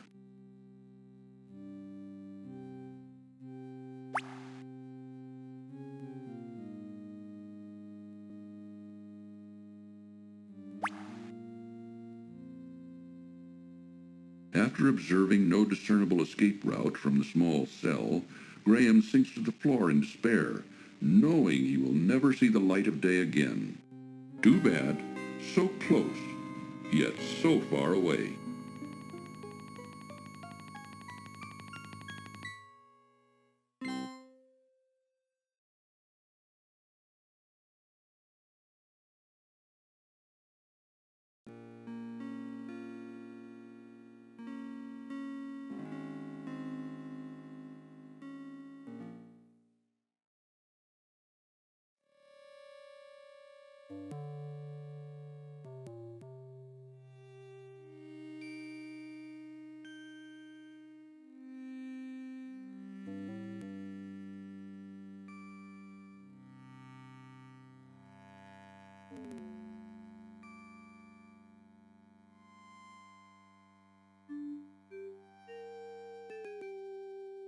The black cat eyes Graham suspiciously.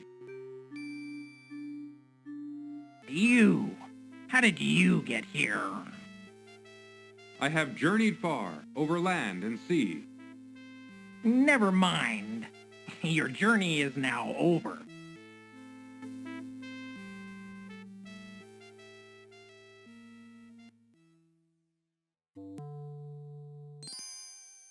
Goodbye, King Graham of Daventry.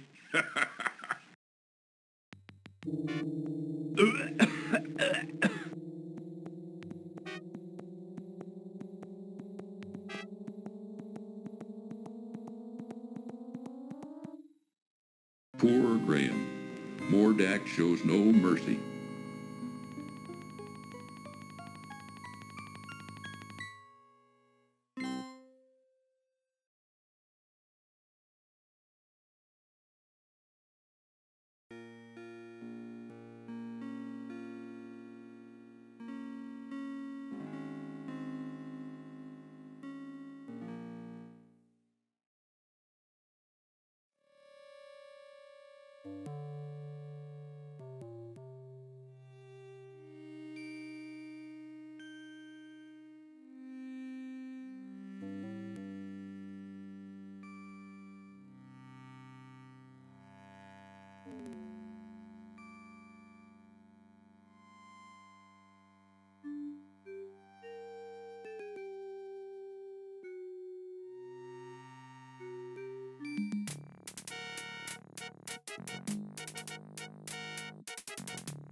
The bag is full of round, dried peas.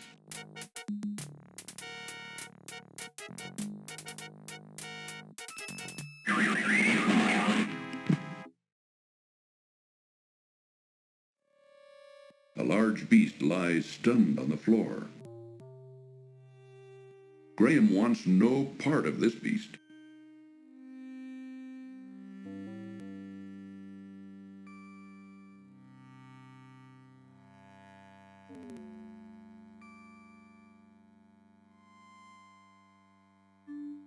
Graham looks in astonishment around the strange foyer filled with an assortment of bizarre oddities.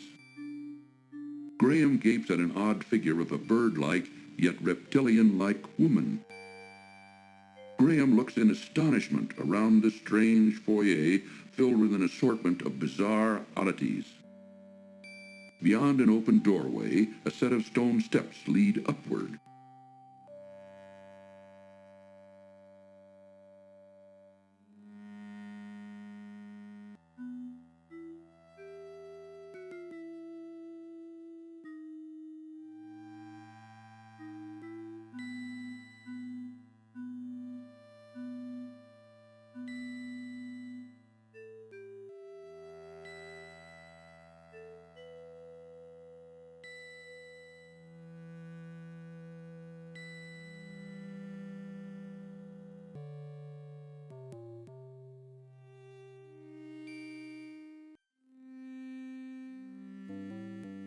A huge monstrosity of a skull-like figure leers at passers-by of an upstairs hallway.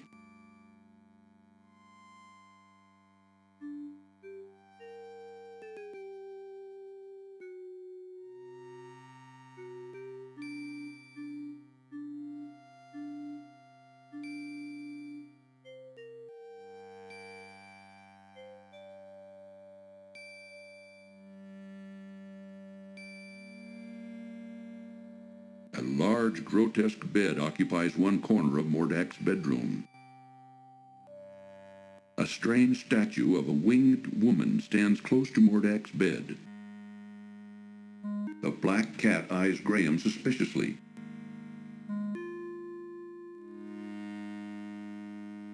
You! How did you get here? I have journeyed far, over land and sea.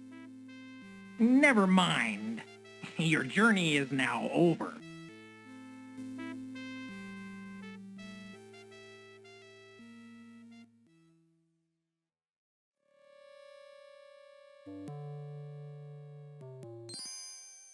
Goodbye, King Graham of Daventry.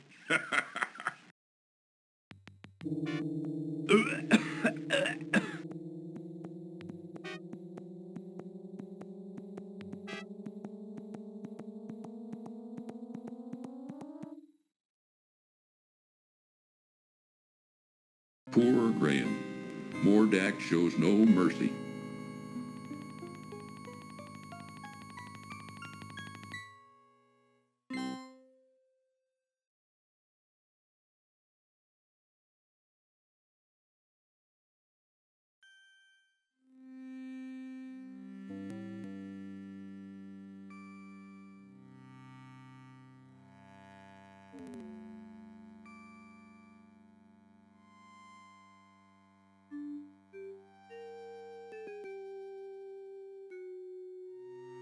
Phew!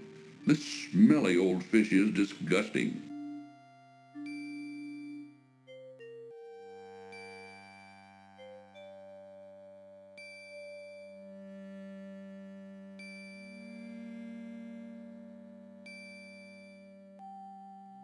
Graham carries a large empty bag once occupied by dried peas.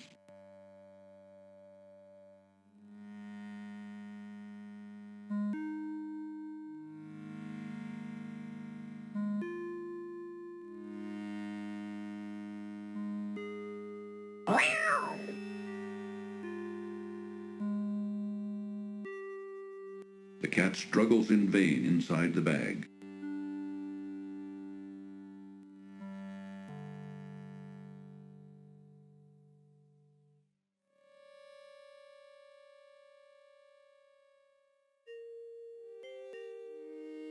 Many books and scrolls line the shelves of Mordack's library. As Graham looks them over, however, he finds them mostly unintelligible. A large tome lying open upon a corner desk attracts Graham's curiosity.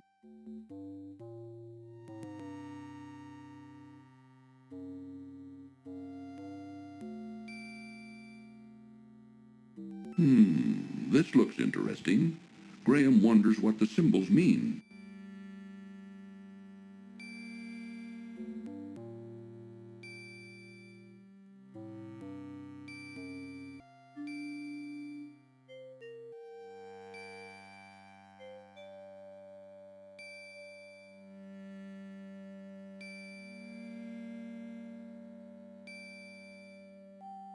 Through the open doorway, Graham can see the wizard lying asleep in his bed.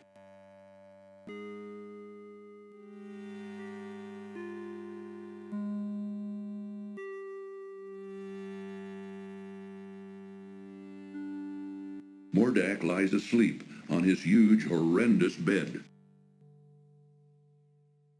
Mordack's wand lies temptingly upon the small table near his bed.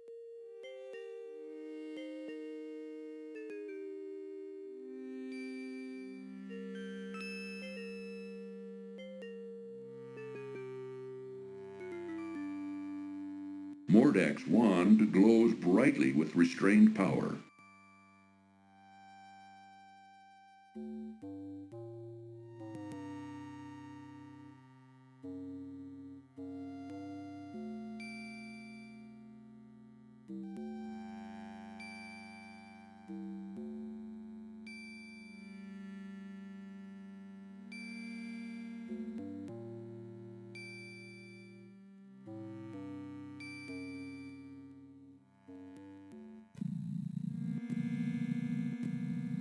Graham has found himself in a large room filled with many unusual contraptions and magical implements.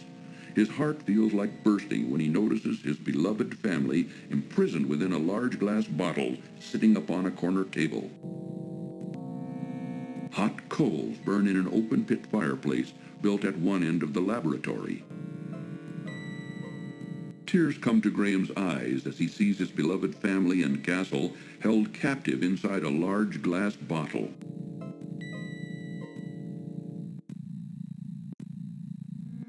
Looking at his frantically waving family inside their glass prison causes Graham's heart to break as he realizes his current inability to save them from their terrible predicament.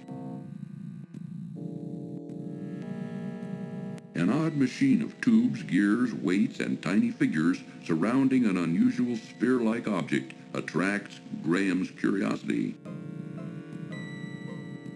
A spiral staircase leads to an upper balcony where a very bizarre machine captures Graham's curiosity.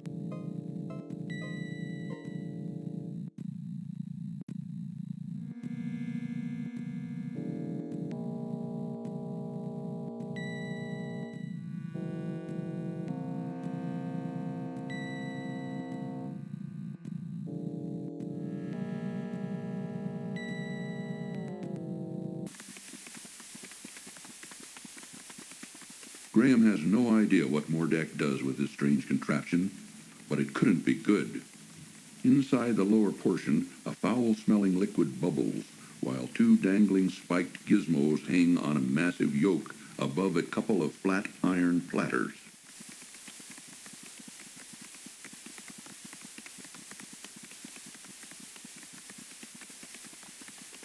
The old wand doesn't seem to have any vitality left in it.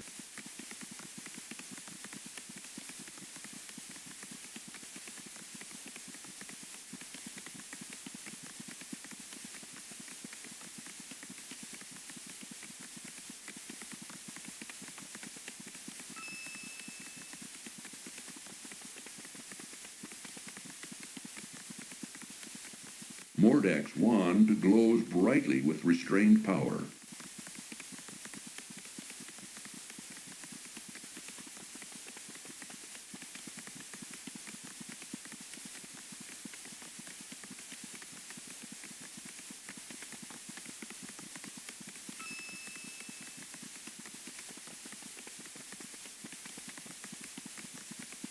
Green mold covers the small piece of cheese.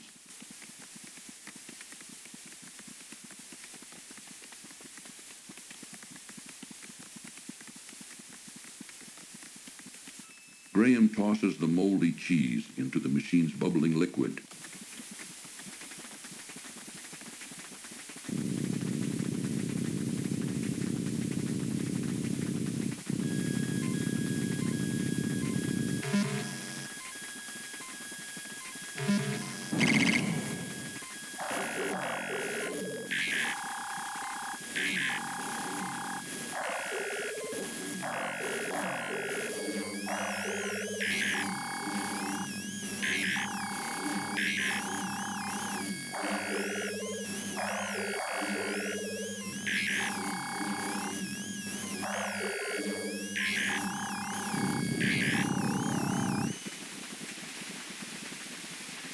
Mordack's wand now barely glows. Perhaps its power has weakened while Crispin's old wand now appears completely energized.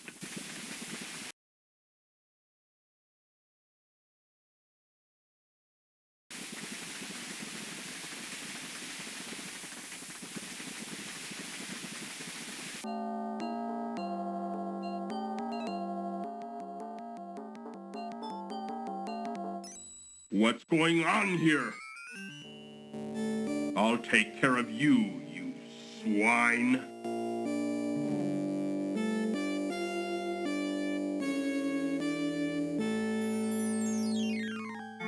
Graham, I've heard from Crispin.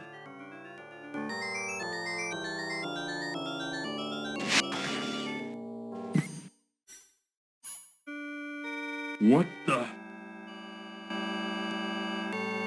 What have you done to my wand? You think you can outwit me, little man? Ha! Let me show you a thing or two.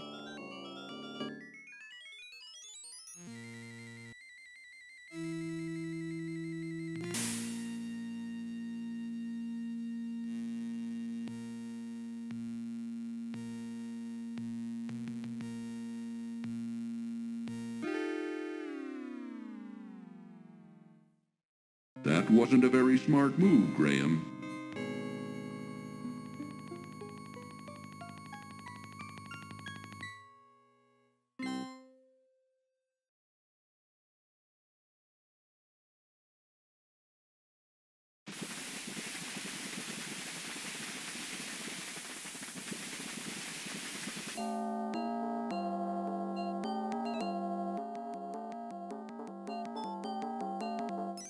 What's going on here?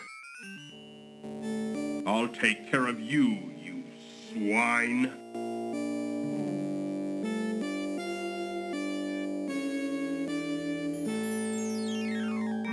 Graham, I've heard from Crispin.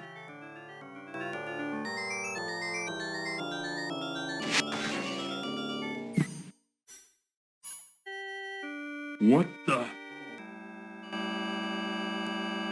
What have you done to my wand?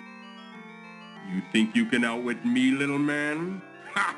Let me show you a thing or two.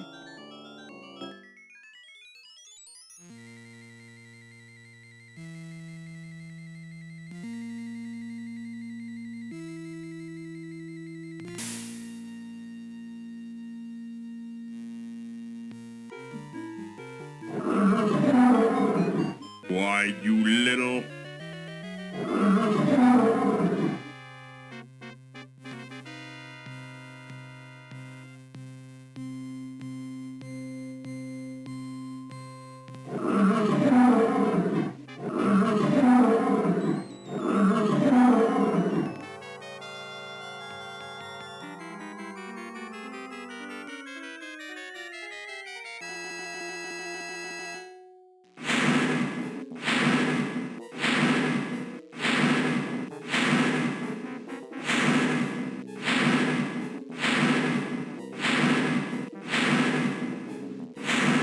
You think you're so smart, don't you?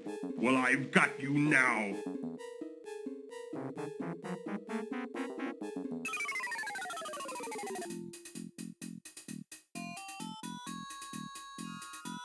Say goodbye, swine.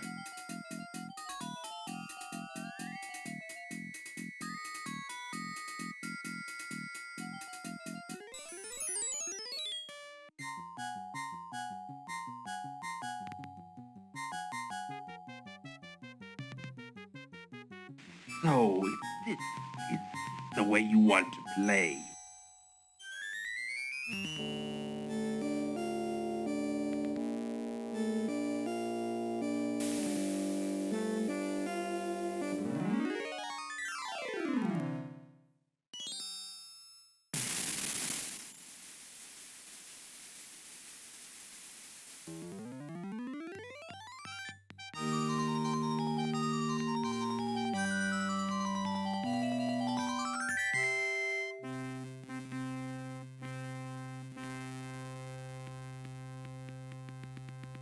Warning, this cartoon contains material that may be necessary for information or clues to complete this game.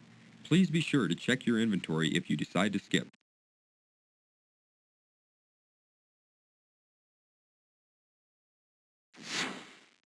Now why won't you work?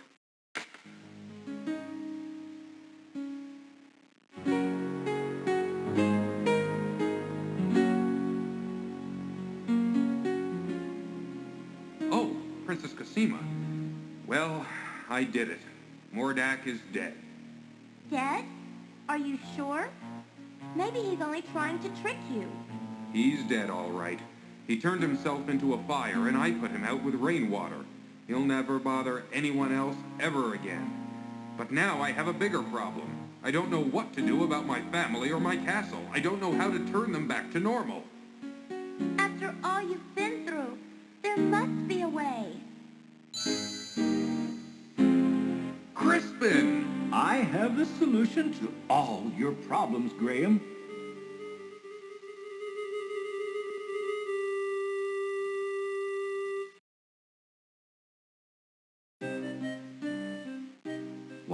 and Cedric were gone, I did some asking around, and I found out that your son, Alexander, had the dubious distinction, if you may, of turning Mordack's brother, Manannan, into a cat some time back.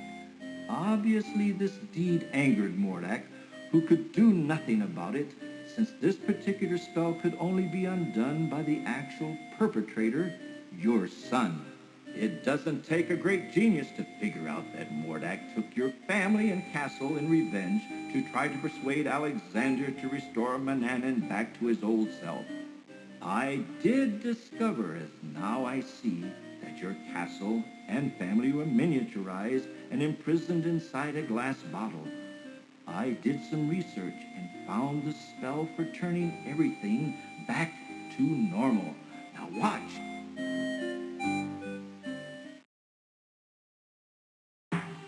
Hocus pocus, alley-ocus.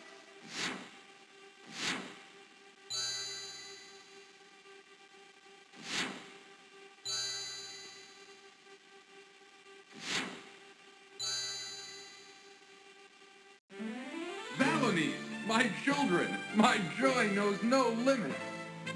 Oh, Father, I'm so glad you're here.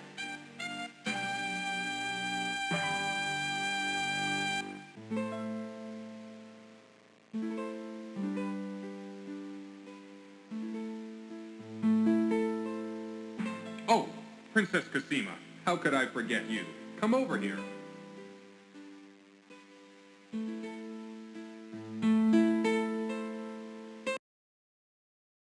Let me introduce you to my family. This is my wife, Queen Valenice, my daughter, Princess Rosella, and my son, Prince Alexander, who started this whole mess. All of you, this is Princess Cosima from the land of the Green Isles. Without her, none of us would be standing here now. She bravely saved my life. My lady, I am deeply in your debt, and I will make it up to you. With your permission, I'd like to travel to the land of the Green Isles to see you.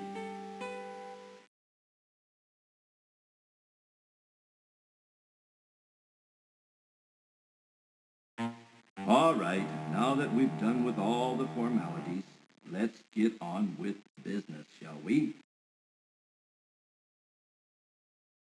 Higgledy, piggledy, pooh! Be assured that your castle is right back where it belongs, and the right size too. But now it's time that everyone return to their homes, with my help, of course.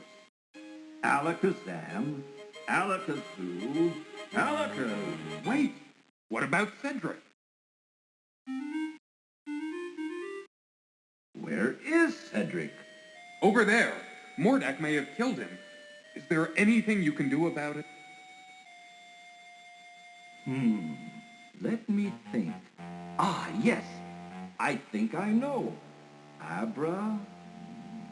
Abracabara? No, abracadora?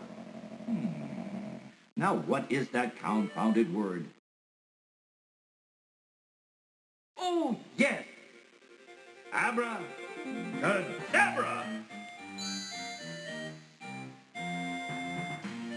Oh, Crispin! Cedric, it sure is good to see you again. Oh, likewise, I'm sure. All right, enough is enough. Let's get on with it. Okay, Cosima, let's send you home first. Wasn't that the land of the Green Isles? Yes, that's right. I can't wait to see my parents again. Goodbye, Alexander. Perhaps we'll meet again. You can be sure of that, my lady.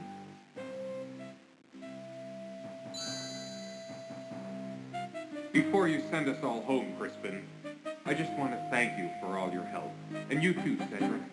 I wouldn't be standing here with my family without you two. I'm deeply, deeply grateful. All in a day's work, my boy. All in a day's work, right, Cedric? Right, Crispin. Okay, back home you go. Alakazam. Alakazoo. Alakazee.